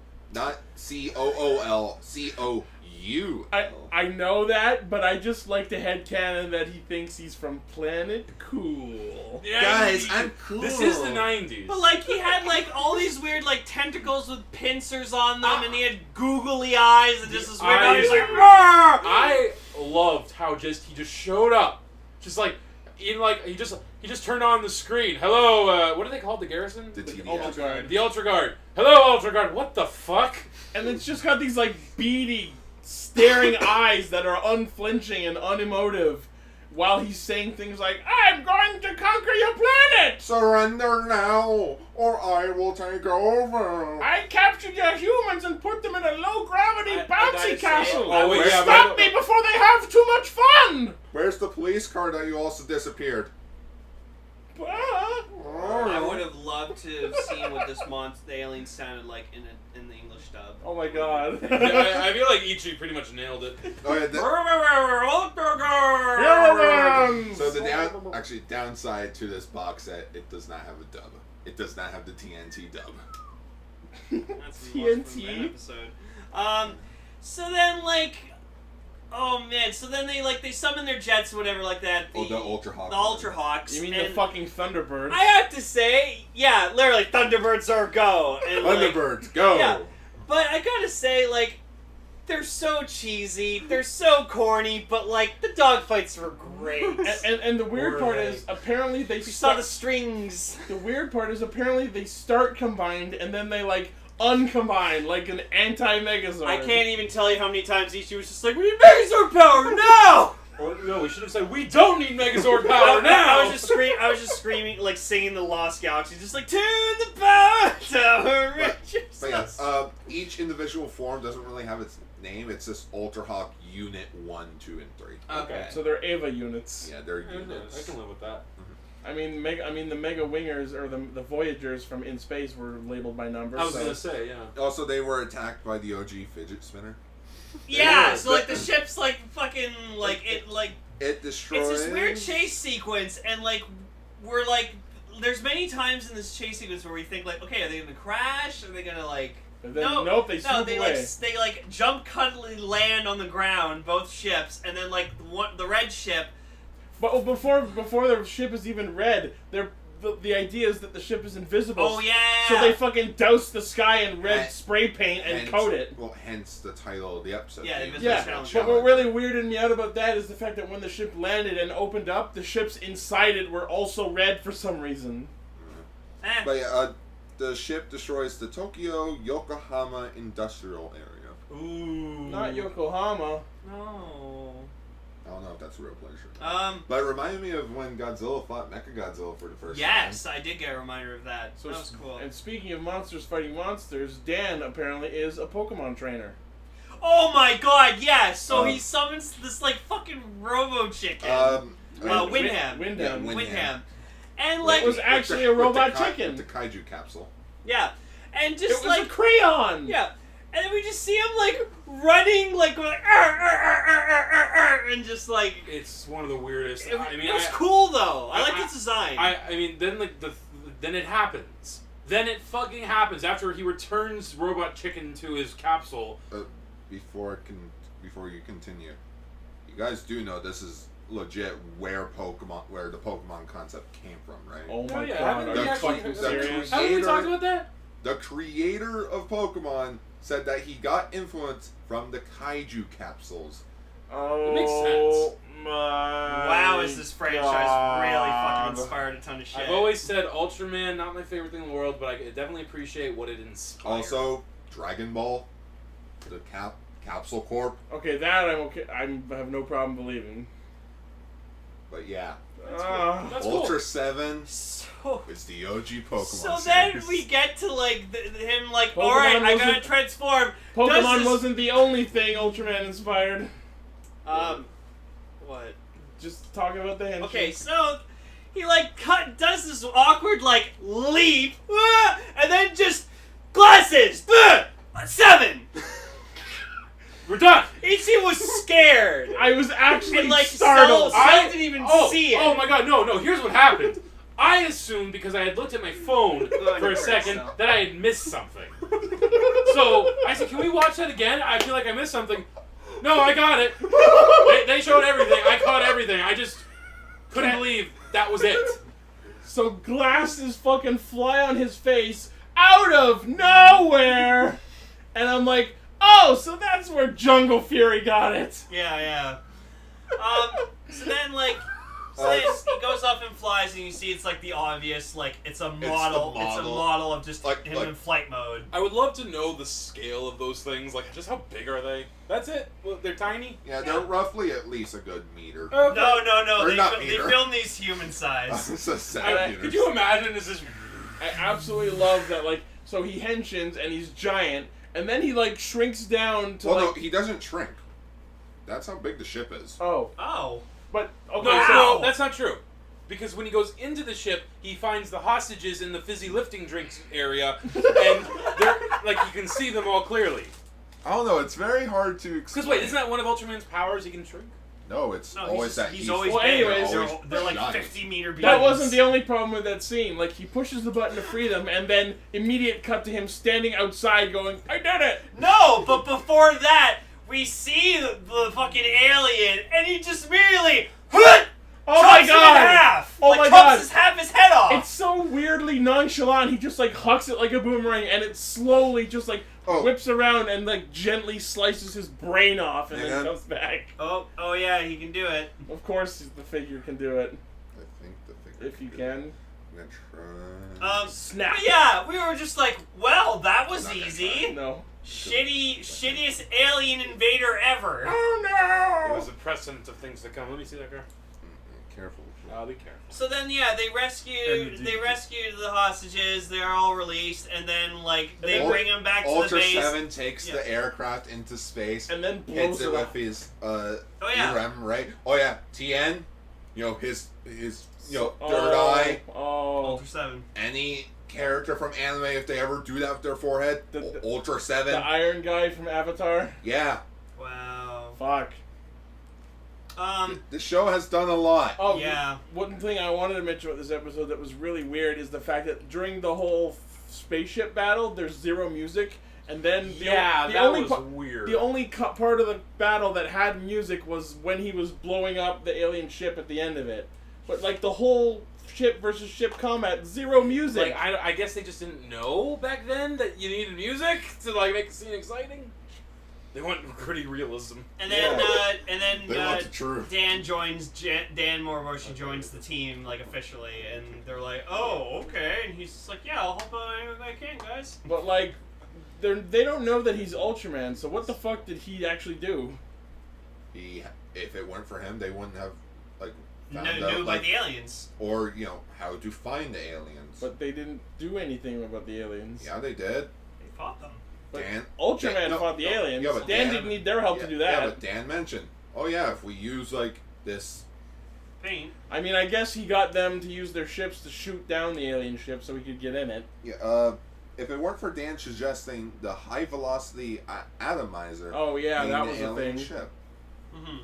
That was a thing. So then we get to episode 8, The targeted town. which So overall, Hey, not no, the best no, pilots. In which, I'll be honest, the only reason why I picked episode 8, because in Kaiju Club episode 1, that was the first episode they talked about. okay, in the I thought you magazine. picked it because for some reason the director's like, "All right, guys, we're just gonna change the entire way that we filmed this episode. Lots of close-up shots, barely any light." Actually, Shoulder yeah, cams. That's the first episode was bright, far back. I mean, I wouldn't argue that it's bright since a lot of the rooms in that episode needed to be but better then lit. but then from what I've seen of the rest of the series, a lot of it is like a bunch of close-ups. Episode 8 specifically had more shoulder cam shots than There's any other time. one scene where like one of them's in like the point or whatever like that, and it just keeps switching camera angles in the car, and I'm like, make up your fucking mind. It was like fucking Michael Winner or Len Kabaczynski directed this goddamn thing. It's just like, could you, like, every constant time there is something in the foreground, move your camera a little to the right. So this. Or it's like, what happened? Did you guys lose half the set? Hold on. This is very important. Close-ups are an important part of filmmaking. Yeah. Okay. Yeah. They're good. They're good for storytelling. They allow your actor to give it time to shine. Oh, absolutely. So you need them. Yeah. You don't need them all the time. Yeah. It was the 60s. It was different. It's just like, oh. So this episode starts with kids like running in a lumber yard, and I'm like, these wow. kids are actually like running on like logs and shit. You gotta love those like 60s child labor logs. And then No internet. Then there's a field of wood. Back before cartoons and internet. Then we get into there's a field of wood shavings, and I'm just like, one false move and you get stabbed in the face with all kinds of splintery unpleasantness. And then we get cut to like some woman being chased by like I guess her husband or something, and just immediately like take that and just slapping her fucking Hates his face. fucking Oh my wife to God. death. 1967. It Ow. was rough, man. Like, Wow. he is smacking her. Different era. Okay, so but the best part, and by that I mean the worst. Which is really weird when you remember the fact that this show is supposed to be set in the 90s. So they think that's still happening in the 90s. domestic, it is even today. No, but you know what I mean. Yeah. That- Japan. I love though, and by love I mean hate, when like it cuts back after the guy who smacks the woman around is arrested. Cuts back to the kids. Wow, that was exciting! Jesus, kids, are you psychopaths? That looks like what my daddy does to my mommy. So then The pointer shows up. So I guess that kid was like Anna's kid. No, it was Anna's cousin. Oh, okay. Because she Who died? her uncle, Oh. who was a pilot in which there was an accident. And she just starts crying. And, like Cell was like, "Is it the kid or no? It's Anna." But yeah, it's they find out that the city or the town of Kitagawa has been Which is the last name of Yusuke from Persona 5. basically the town has been having some problems. People going missing, accidents, Death. People A lot. going insane. Things have been happening. and I'm just like, what's happening here? Is another Persona game starting? No, and then like halfway through the episode, they learn it's the cigarettes. Yeah, I picked up on that because I was like, "Wait a minute." Everyone's fucking smoking. It's the 60s. Like, Who was that it? was why we were like, okay, it's the 60s. Like, I guess smoking was a thing But, everywhere back like, then. Even Japan till now, like even to this day, they still think smoking is cool. Well, it is. You heard what I said, kids. That's right, America. Are you smoking yet? No, wait. That's right, America. Come and get me. So then We're in Canada. So then we see like this guy, like he has a smoke, whatever, and then he like steals like a rifle from a gun shop, starts firing at people, and I'm just like, holy shit! He shoots at Furuhashi. Yeah. Hurts his leg. Yep. He's the driver, man.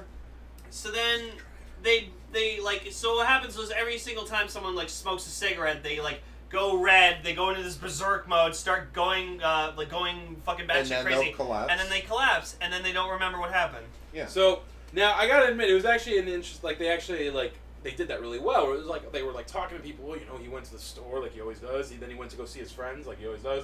And but the common thing is, they all grabbed some cigarettes. And we were making jokes at the very beginning. Look, they're buying cigarettes in the 60s. I almost wonder if they had the foresight for that. Like, yeah, this will get them podcasters. Like, back then. But the best part was when they're in their base. What does the base have a name? No, it says headquarters. Okay, when they're in the HQ, Buddy picks up a cigarette, and that's when we realized, oh, it's the cigarettes doing it. Yep. Right? Because immediately after he smokes one, he like turns red. The What did he lights in the do? What did background. the first one do?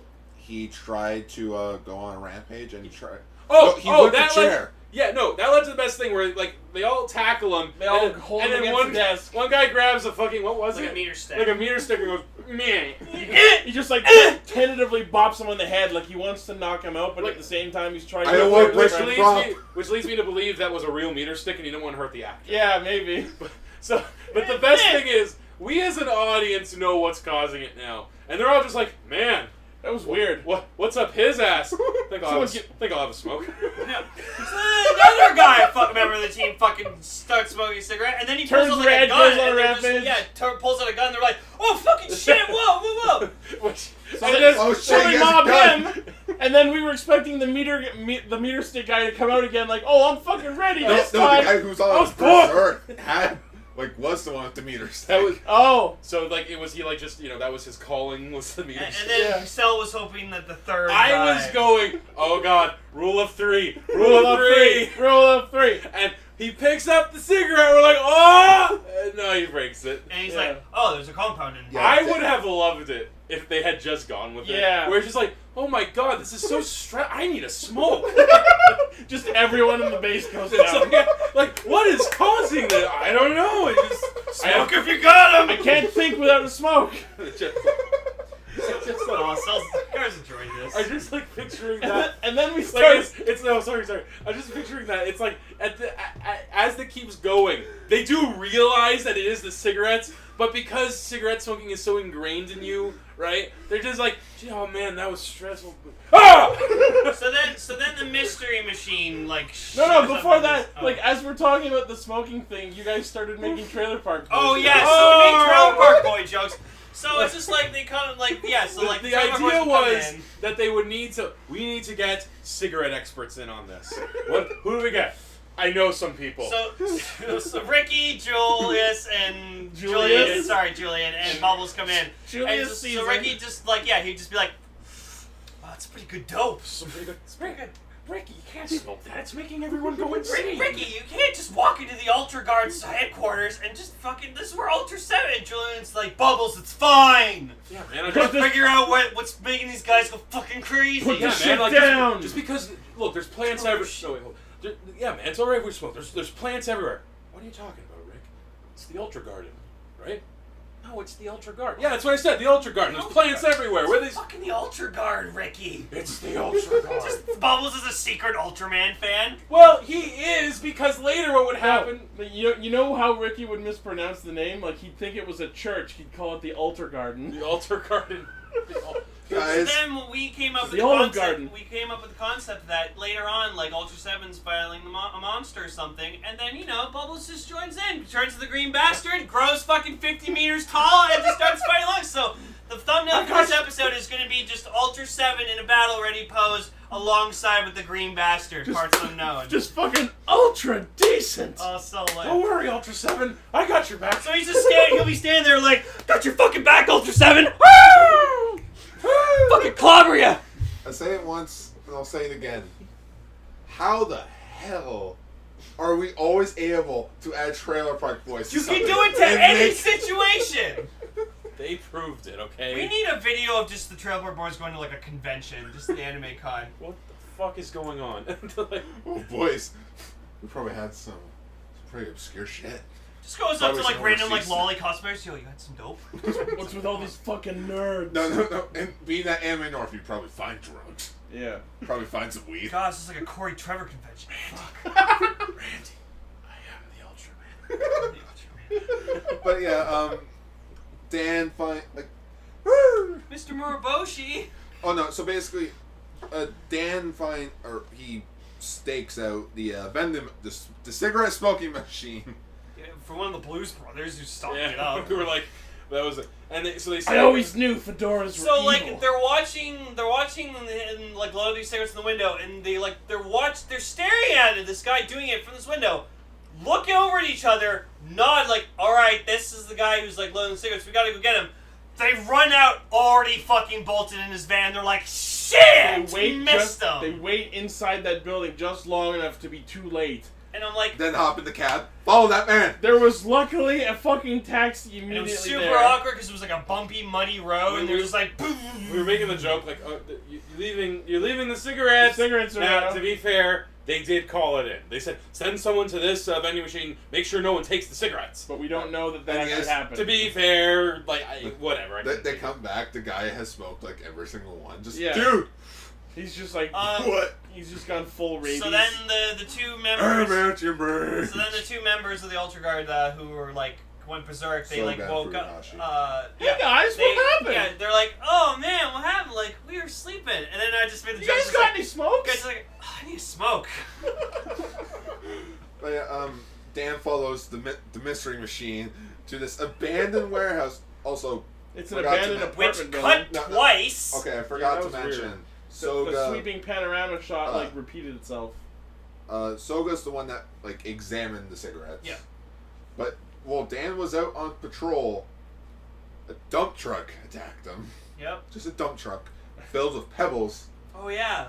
Get it? Because inside the cigarettes there were tiny little pebbles. Oh yeah. They were Just red indicate- poppies, apparently.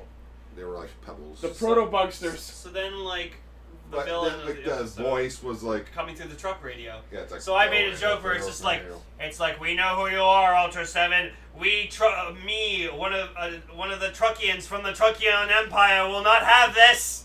But yeah, Dan. You cannot stop us. I just love how the thing like starts unloading it just starts dumping the rocks on him, and the guy's reaction is to just serpentine back and forth, continuing straight instead of like trying to actually like lane change away to get away from the rocks. No, that would have hurt the camera.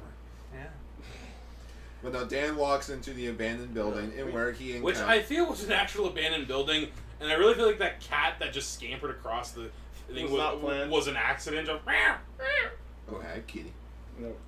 But no, he encounters Metron. There's a lot of fucking kitties in these. Okay. Oh, I want to bring up something, by the way. So, This second episode especially, we were like, man, this does not feel like an Ultraman show. It feels like a cop show with some really weird futuristic costumes like in the Ultra Guard. No sooner did I say this doesn't feel like an Ultraman show, opens the door, fucking starfish monster. No, my immediate reaction was, what is with this carnival ride with eyes? Like, what the hell, man? He's got like blinking yellow lights all over his face. That legitimately made us go, ah! Meet Metron, the guy who had cigarettes for hands. Did he really? Yes. I His did arms not- were designed to look like cigarettes. I did not I notice. think we need to watch this now. But here's the thing.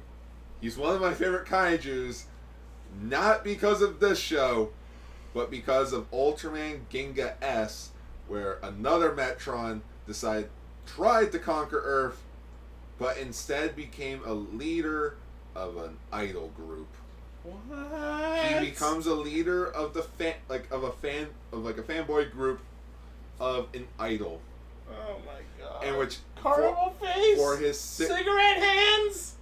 and then Leading an idol group? and he has glow sticks Ah! and he's dancing and it's adorable. I gotta watch this. Oh, it's so And cute. then, like, he starts talking to him, like, sits him down at a table, and he's like, yeah, no matter what your Ultra Guard can do, you can't stop us. Oh, and then he's like, dashes to his ship, and like, the dancer's standing there, and he's just like, only you, Ultraseven, can stop us. And I'm like, thanks for telling him that you can't.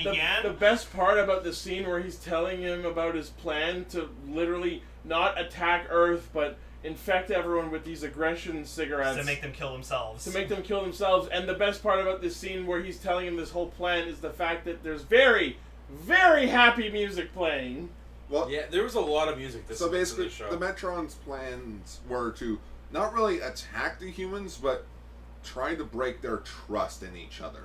Which Like, is why, who can we really believe? like, I know we're cutting to the end of this episode, but I absolutely love that the end of it is just like, don't worry, kid. And I've said this before. Don't worry, kids. This isn't real. This is something that could potentially happen in the far future, but this will never happen because humans don't have enough trust each other to exploit. And then we get Wow, that was dark. The reddest sunset I've ever seen. No way a sunset can be that fucking bright red. I really enjoyed this episode. I recommend this episode. The episode in Ultraman Max, The Untargeted Town, which is legit like a deliberate sequel to this episode.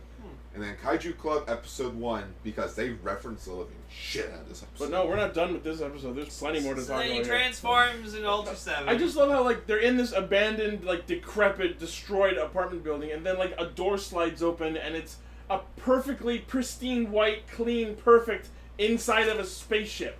Yep. And then he, like, takes off, and the fucking apartment building opens up in twain like it's deploying a fucking Zord. I just wanted to go, Shinobi Maru! So then, yeah. So then, like, so then Ultraseven transforms, whatever, like that, and then starts fighting him. And then there's just, like, this weird, like, they jump at each other, like, both both of them, and just cuts. Then it cuts to, like, the Ultra Guard fighting their Ultra Hawks or whatever, like that, and they destroy the ship. Then it cuts back to, like, where they froze, and then they unfreeze again. I was like, wait, what? So were they frozen, or did they just not want to, like, skip through the fight?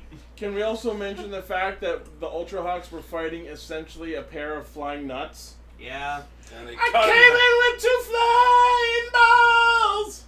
You're gonna have to shoot them all! So meanwhile, at Cloud City, But yeah, Ultraseven kills the Metron with his eye slugger, and Which is literally like a sniping laser. No, that's the amount. I can never get this Imarium? name right. Yeah, Imarium's. But right. that's what he uses because I wrote a note for it. we were like, he did this cool backflip though, where he like flew Yeah. off upside down. Mhm. It was neat. Yeah. But no, his first move was the eye slugger because he controlled his like horn thing, whatever you want to call Yeah. it, with his hand. So that's episode 8. And thus we get to the final and probably the most biggest episode. Okay, I want to say something. So, Well, we should talk about how we watched it. that's what I was about to say. Okay. So, okay, here's the thing. We had to watch this episode. At first, we realized we were watching the wrong episode. Yeah. About halfway in. I So looked, they, I so they looked meant, up like online. stealing fuel, like aliens were like stealing. That's parts of episode fuel. 13. Yeah, but well, here's the thing. I looked up episode 12 on Kiss Asian, and it was the wrong episode. And So we contacted you, and you said you need to look for episode, like, 49 or something? It was says the the lost lost episode. episode. But in which I said it this morning, or like the night before in our group chat, in which I'm like, alright, you gotta watch episode 1, like episode 1, 8, and 12. I even specified episode 12 is on Kiss Asian, but it's labeled episode 49. But the problem is when we looked Lost up episode. when we looked up that episode, it was not subbed. That was the thing. It was not subbed, and it was in terrible, like, VHS quality. Yeah. So we said, fuck it. We watched the TNT dub. Now, here's the thing. We need to explain this. And there is actually, in the Ultraman booklet that came with the DVD, The Ultra Book. there is a whole section on this one episode. It's It was banned. It's 2 pages. Oh, wait, yep. And it's called One of Our Ultra Sevens is Missing. The Strange Case of the Errant Episode 12. And it's actually, I read this, it's a very interesting article. It goes into depth what exactly happened and why everything was done. Now, here's the thing. Let's get the Cliff's Notes version. Well, okay, here's the thing. The episode itself, nothing too special. What was the actual plot of this one? It's more or less aliens Space from space. vampires. Aliens, Try- vampires. try- Alien take- vampires, which at first we thought was, oh, is that like the dub doing that? No, that's in, that's there. In the That's the actual plot. It's goddamn Night Trap. The whole thing is that there, because each episode I guess about the aliens like putting some artifact on Earth or something to make humans do something. Yeah. Anyway, so this one was they were giving watches to young women. The watches would take their blood, and this is where we learned something interesting. So here's the thing: not that this show didn't already have English names like Dan and Anna, but for some reason they changed Anna's name to Donna, and the only thing I can assume that was Dan and Donna. They wanted To make it sound better. alliteration. And cute. Because at first I was like, when we first heard Donna, It's not we were even like, that much. It's not even that much better than saying Dan and Anna because those sound nice together too. they do. And at first we thought, oh no, are they whitewashing this? Oh, but God. they didn't. Everyone else's Japanese names were still intact. Danny and Anna. Dan and Anna. Yes, thank you, guy. That's what I was saying. Thank you for the joke. No, but like the one thing in this episode that just like it bothered me was like there's a scene where like Dan and Anna are like taking a walk through like a park or something like that. And there's just this super fucking over the top, like happy kind of music, and That is in that is in Japanese. oh as well. god, it was so long I and know, annoying. it's like- I was like, stop it! We're like, This do something. This show has a real problem it made with it music. seem like they were on a date. And they're like, oh, even though the world's like being invaded by aliens and stuff like that, like, let's enjoy this moment. You want to know why, Lane? Why? Fans in Japan speculate that Anna is the mother of Zero. Oh. In which, in the show, they try to make it that Dan and Anna become a thing. Okay. Cool. And Probably banged So her with then, her like- ultra dick. they like stumble upon the building where like the space vampires are, and like they have the blood or whatever like that, and then they're just like talking amongst themselves, and like it looks like first off the music video from Bohemian Rhapsody, like oh my fucking Oh, we were god. full of singing. Yeah, we it. were That- full that- sing it. They're the aliens from Spelled. So the idea is that like the woman that they target, her little brother or cousin or whatever, Shin, Brother. so he like stole her watch and wore it for a while. So some of his blood got put in the thing in the watch. His blood, not Yeah. her blood at all. So and then the watch gets back to the villains, and they like for a second it looks like they're dumping cocaine out of the back of the watch, but then it's blood as it goes into their I tank. wish it was cocaine. And then we get probably the creepiest thing I've ever heard in a tokusatsu. Oh, we thought the blood of young women is what we needed, but no! The blood of children is better! Let's collect the blood of children! Wait. So in the dub, they didn't specify why they would rather have children's Well, no, didn't blood? they They say said it like was- high in like vitamins and protein and stuff. They just- Really Something dumb. about it being better. What'd they say? In the Japanese version, it's more pure. Okay. Okay. I mean, Tomato, it's not tomato. It's not that different. Tomato, tomato. But the fact that this show is actually putting out a message to kids. Your blood is valuable. Give it to us. Oh no! What was that line you like that Shin said when they were like talking about like a boyfriend? Boyfriends are valuable. Oh, boyfriends are valuable. Shut up, Shin. Go do your homework. Go to your home. So then, what's the thing that they do to lure the children out? Oh, they put out a contest. This is the greatest thing. A contest. Draw your own spaceship. Get a free watch. Now, that sounds like something that could be a Nintendo Power. To be honest. But I just love what gets me is the fact that the aliens, like, they realize this is something kids would like. Draw a spaceship. Get a watch. Aww. And apparently they had access to the newspaper to even put this contest out. And then, like, the kids are, like, trying to get into the building and just, like, members of the Ultra Guard just like, no, kids, you can't go in there. No! Where are your parents? Where are your parents? Then the Where the weirdest fuck are your parents? edit happens where, like, and that's the thing about this show in general. Harsh edits everywhere. Yeah. Almost with precision comedic timing. Because it cuts, like, everything just stops.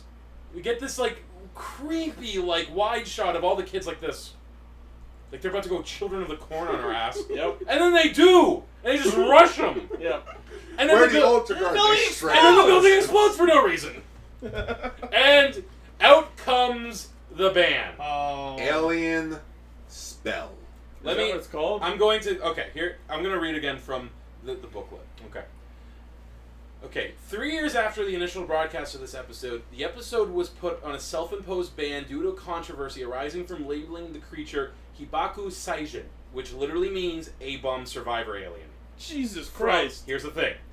From the term Hibakusha, which is a term that refers... Hibakusha. which refers to A-bomb survivors of Hiroshima and Nagasaki. Now, here's the thing. This was, like, 20 years later. That is still pretty new. Like, just over 20 years. That is still pretty new. The bigger problem came not because they were mentioning someone who was, like, an A-bomb survivor. Now, you look at this monster, he's, like, white-skinned. He has very obvious, like, Kelioid burns on him. Creepy face, Like, too. he has those fucking burns. Like, Honestly, my first impression of it, this might sound a little harsh, but my immediate thought was, it looks like a fetus aborted from Madame Woe. there you go. In which Subaraya tried to change, like, the reason of the name. Well, yeah, but okay, here's the thing, though. The reason this got controversy is because, again, it's very clearly a victim of a bombing or something, right? And what kind of fucked up do you have to be to even conceptualize that as a monster? Eiji Subaraya created a monster based on what happens if we use radiation and atomic bombs. His name's Godzilla. But at least that had some sort of message to it. This was that's just true. like... This was just... It almost felt like shock value. Yeah. But, okay, and again, here's the problem. Even back then, this was considered poor taste. Because it's not... Again, it's not the fact that they're bringing up the A-bomb. It's the fact that... what are they called? The Hibakusha? The Hibakusha are very looked down upon by older generations of Japanese. They were considered unclean, like, because they were, like, heavily radiated. Like, they were very heavily... it's like the last 2 pages. They were very heavily discriminated against. You know? And it's very sad. Because, like, the whole thing was... It was almost like AIDS. Where it was like, no, you can't catch anything from, like, casual contact with these people. Like, women who were exposed, who had those, like, burns on their back were, like, you know, considered unclean because they could never have, like, healthy children, which wasn't true. Yeah. And yeah, it is. Hibakusha. Yeah, I'm reading it. and the creepiest thing for me about this monster was, like, he could fly. It was so weird seeing him fly. I was like, why is he flying? That face. Yeah, that face is fucking creepy. He looks like the Pale Man to me. Yeah. Have you seen the Pale Man? No, but I can... Actually, you know what? I'm looking up the Pale Man. You know what? He looked like Xant from Twilight Princess, too.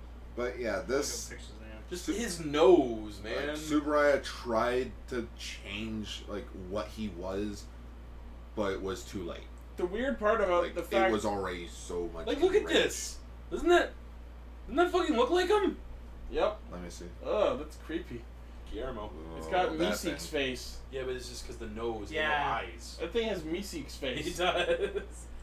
Oh my god, I can't not see it. So like he's like one of the vampires has Shin and like they're running through a forest and everything, and then like they like he escapes, but then like I guess the vampire just goes like bigger. No, or, he like, transforms into Spell. Yeah, and then just I don't know where Dan is at this point. Like he's just starting with Anna. No, Dan is in Ultra Hawk Unit 3. Oh, okay. So in which he transforms into Ultra 7 to fight. Like, he reverts back to Ultra 7. And the weird part fight about the fight with the monster is, like, every shot, it, like, pauses, and it sounds like, I don't know if it was just in the dub, but No, it was also... There were camera shots and pauses, and I'm like, is someone taking pictures? Right, so let me, like, I'll tell you this. Even though you guys watched the dub and I watched the sub, we both watched the same, like, visual. Because TNT did upload, like, you know... It didn't change anything. It's the only way to really find, like, a good copy of this, because... Like, you even see the TNT logo. I was even looking at the... where's that pamphlet? Oh, it's book right here. Give it to me. Because it even, like, again, in this book, talks about that, how, where was it? It was saying, like, how it was localized, and TNT, it was the only way for anyone to really see it, that episode in any sort of good quality. Yeah. And TNT's rights eventually elapsed in 2001, and so it's doubtful that the SPL will ever see the light of day for quite some time in any official capacity. Meanwhile, fans of both sides of the Pacific are still waiting for some love from another planet. Because, here's the thing. This is what I always say. Yes, it was a bad idea to have it from the beginning. You should not have put that monster in there. It would be like having a monster in, like, an American show who had lesions on their faces and was always feeling tired. Like, wow. I mean, that's what it is, right? But own your mistake. That's what I say. Don't try to just hide it. Admit you made a mistake, but then that's how you learn. If you just ignore everything, people will make the same mistakes. Yeah. Until this year, 2017. Ultra 7, the new Blu-ray release coming out in October. According to websites, it will contain the banned episode. We will see. Neat. We will see. Hopefully that is true. And then so like Ultra 7 like kicks his ass or whatever like that. really abrupt too. Like throws him into a Throw him in the river. Throws him in a river and then just Yay! Well, no, you got spliced in half. Oh yeah, sliced in half. Exploded. Yeah, oh that's true. You know how any as a monster do. And then just like and it's just like I wish everyone in space was kind. Thanks. So do we. Then we wouldn't have a show. And like Gar came in like while we were watching like last bit of it and like heard that line and he's like, "That's not what they were saying." Like, actually, that's one thing that I want to know. The visual format of this episode we both got from TNT. How was I able to watch a Japanese version? I mean, you tell us. It's entirely possible that TNT ran both. Possibly. Maybe someone took the audio from... Because there was... Okay, because back in the day... Here's what they could have done. This might have taken more time than it's worth. Like, looking at any... Because, again, the only way to see the original, like, Japanese version of this is off a crappy VHS. Oh, so someone took the audio from the unsubbed one? The audio because the audio was a little bit crisper, we noticed. Yeah. The audio could have just... onto a better visual.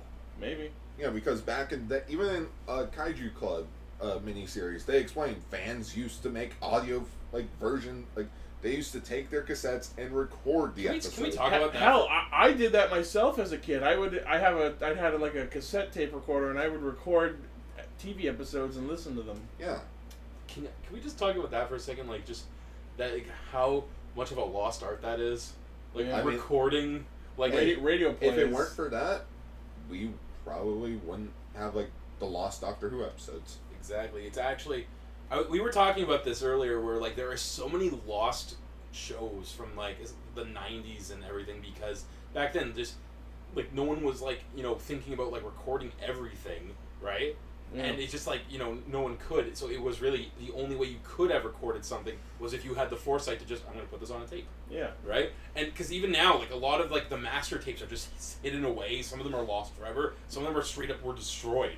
You know what we have to do? We have to raid Coors Entertainment. That's what I was about to say. To raid Coors. I mean, I don't need to anymore because I found Zix, thanks to Gar. We had a great day, by the way. Just remembering lost shows. Oh my God. Helene, tell us about that one. We were watching episode 12 and we had to pause it like 6 times because all of us kept remembering old shows. Yeah, because I'm like thinking about this one show and I'm just like, oh, it's about like this, like these, like they were like puppets. And No, know what it was? For some reason, you had mentioned space cases. Yeah, Wait, because it was You won't know it. You're too young. Because there were spaceships and like aliens, so I you and just me were started like making space cases. Space cases. And Lane said, like, is that the one with the puppets? We're like, no, it wasn't. No. And then he said, No, so I was just like, yeah, there's like one with puppets and like a spaceship and like. and I'm kind of proud of myself here because I was just sort of like casually sitting down and like I wasn't even looking at you, like out of the corner of my mouth, Brats of the Lost Nebula. And I was like, thank you! I've been trying to figure out this show for years! That's your version of Zix for me. Yeah, I was like, oh, and then we watched the clip and she's like, oh, we had that one! Yep. And it was just kind of great. And just like a wave of nostalgia as we just started looking up clips of old shows that we had long forgotten Kitty about. Cats, Fuzzy Paws. Fuzzy Paws. Oh my fuck. What was it, the Chicken Little one? No, Chicken Minute. Chicken Minute. That show, man. But Oh my yeah, God. so in terms of like also of all 3 of these episodes, I think honestly episode 1 was still my favorite because it was just like fucking just Episode 1 had great a introduction. I think episode 8 was my Oh, favorite yeah, because episode 8 was the really good, smoking too. shit. But yeah, the 12 one just I was like 12. oh. The band is more interesting than the episode itself. Yeah. Like Porygon. There you go. Oh, exactly. Yeah. Or the one with James's glorious breasts. Breasts. Where I the guy still had a maintain gun. the best one is the one with the gun. And Meowth dresses up like Hitler. Like, why? Because I think Hitler's funny. He is. Have you seen Heil Honey, I'm Home? But I can see, I can see why people like why Ultraseven would be like super popular. No, again, I mean, not like anything else was on. Pretty much. I'm gonna say, I've said before, I'll say it again. Ultraman's legacy, I think, is a far more interesting and superior and important thing than Ultraman himself. To me. I would agree. To me. I get why people like it, but for me, it's just a little too... maybe it is because it did... Now, granted, it is what sort of created these cliches, but it by no means perfected them. No. So that's why I think I still always gravitate to more like something like Power Rangers. Like, it's just, that took the ideas and just made them a little cleaner. Alright, so what if instead of being a giant, what if we have them pilot a robot that's a giant? Well, as we said, in this one, this was the reverse Megazord. It started off as one, then just... The thing is, with Ultraman, for me... Sorry, I want to put on, like, the next-gen theme from that first episode. We're gonna remove the disc. Yeah. But yeah, the thing is, for Ultraman with me, like, yes, there are funny things that happen in these episodes, and yes, we had a good time watching it, but at the same time, it's the same kind of experience we had watching, like, Showa Riders and Showa Sentai. So, the reason I'm not a huge fan of Ultraman is just because I'm not a fan of Ultraman designs in general. So I feel like I would be more down to watch more Showa Rider than watch more Ultraman. Fair enough. You know what? I got the perfect metaphor for what Ultraman is. Ultraman is your grandpa that served in World War II, and he fucking took out so many Nazis. He liberated so many concentration camps. Let me finish. Yeah, like that. Like, he did all that, but he's a huge racist. So you gotta respect him. You gotta appreciate what he did. But you don't gotta like him. But that doesn't necessarily mean you want to go see him. The Lord said, "Love thy father." I never said anything about liking him. He is just a huge racist. I love it. That's That is like great the hero of greatest- World War II. Huge racist. No. I mean, here's yeah. here's your medal. I ain't taking it from a Negro. Jeez. Personally, Thought he You was had to taller. use the word. He said Negro. I know. Personally, I think the assassination plan is my favorite episode of Ultra 7. We'll never know, will we? But no, and between the 3 episodes, the first episode's my favorite. Mhm. It felt more structured. I'm gonna say the first episode was the best one. My personal favorite was the 8th. Yeah. God, just all those close-up shots. Next week, we go back to a familiar Ultraman that we talked about last year, but this time we decided to talk about his show, Ultraman Mabius, episodes 1 and 2. Yay! Maybe us like him, maybe us don't. I've already watched it. The first Ha. episodes of Mabius. And hopefully Emily will be back next week. Yeah. Hopefully. But I was Emily this whole time. She gets sick still. Just, you just grow your hair. No. Also, I recommend go watch Kaiju Club. Fuck, they should do an episode. They should have done an episode of Kaiju Club where they talk about the band episode. Anyways. The episode where they started a band? Alrighty, Cheek. Set us off. So, everyone listening, watching, sharing, subscribing, favoriting, and enjoying, Loving. liking, Sorry. loving, wanting more of it, like that song. Oh. Thank you, one and all. As usual, our primary source of hijinks is castranger.podbean.com. Please check out our Facebook page, facebook.com/rscastranger, where we post fan art, memes, and just funny shit in general. Like that, like today I posted the transcript of that argument I had with the motherfucker who couldn't understand the difference between a video game genre and setting. Tweeted us at Ixie Studios. Check out our publicly available Discord. We actually had a couple people listening into our recording of the last episode of Enter the Amazons the other night. And of course, please check out our Patreon, patreon.com/Radio Sentai Castranger, and consider pledging to help us make the show better for you and get the game done faster. Just to inform people, the notes that I personally took for Ultra 7, episode 1, 8, and 12 will be going up on Patreon as Patreon exclusive. There you go. Along with our normal show notes, which go up as Patreon bits. Mm-hmm. Thank you, Sel, for being here for talking about Ultra 7. Always a pleasure to talk about racist grandpas. This episode of Castranger has been brought to you by the glorious donations of our cast patrons, Oliver Nilsson, Joel Maroney, and Chris Laird. Thanks very much.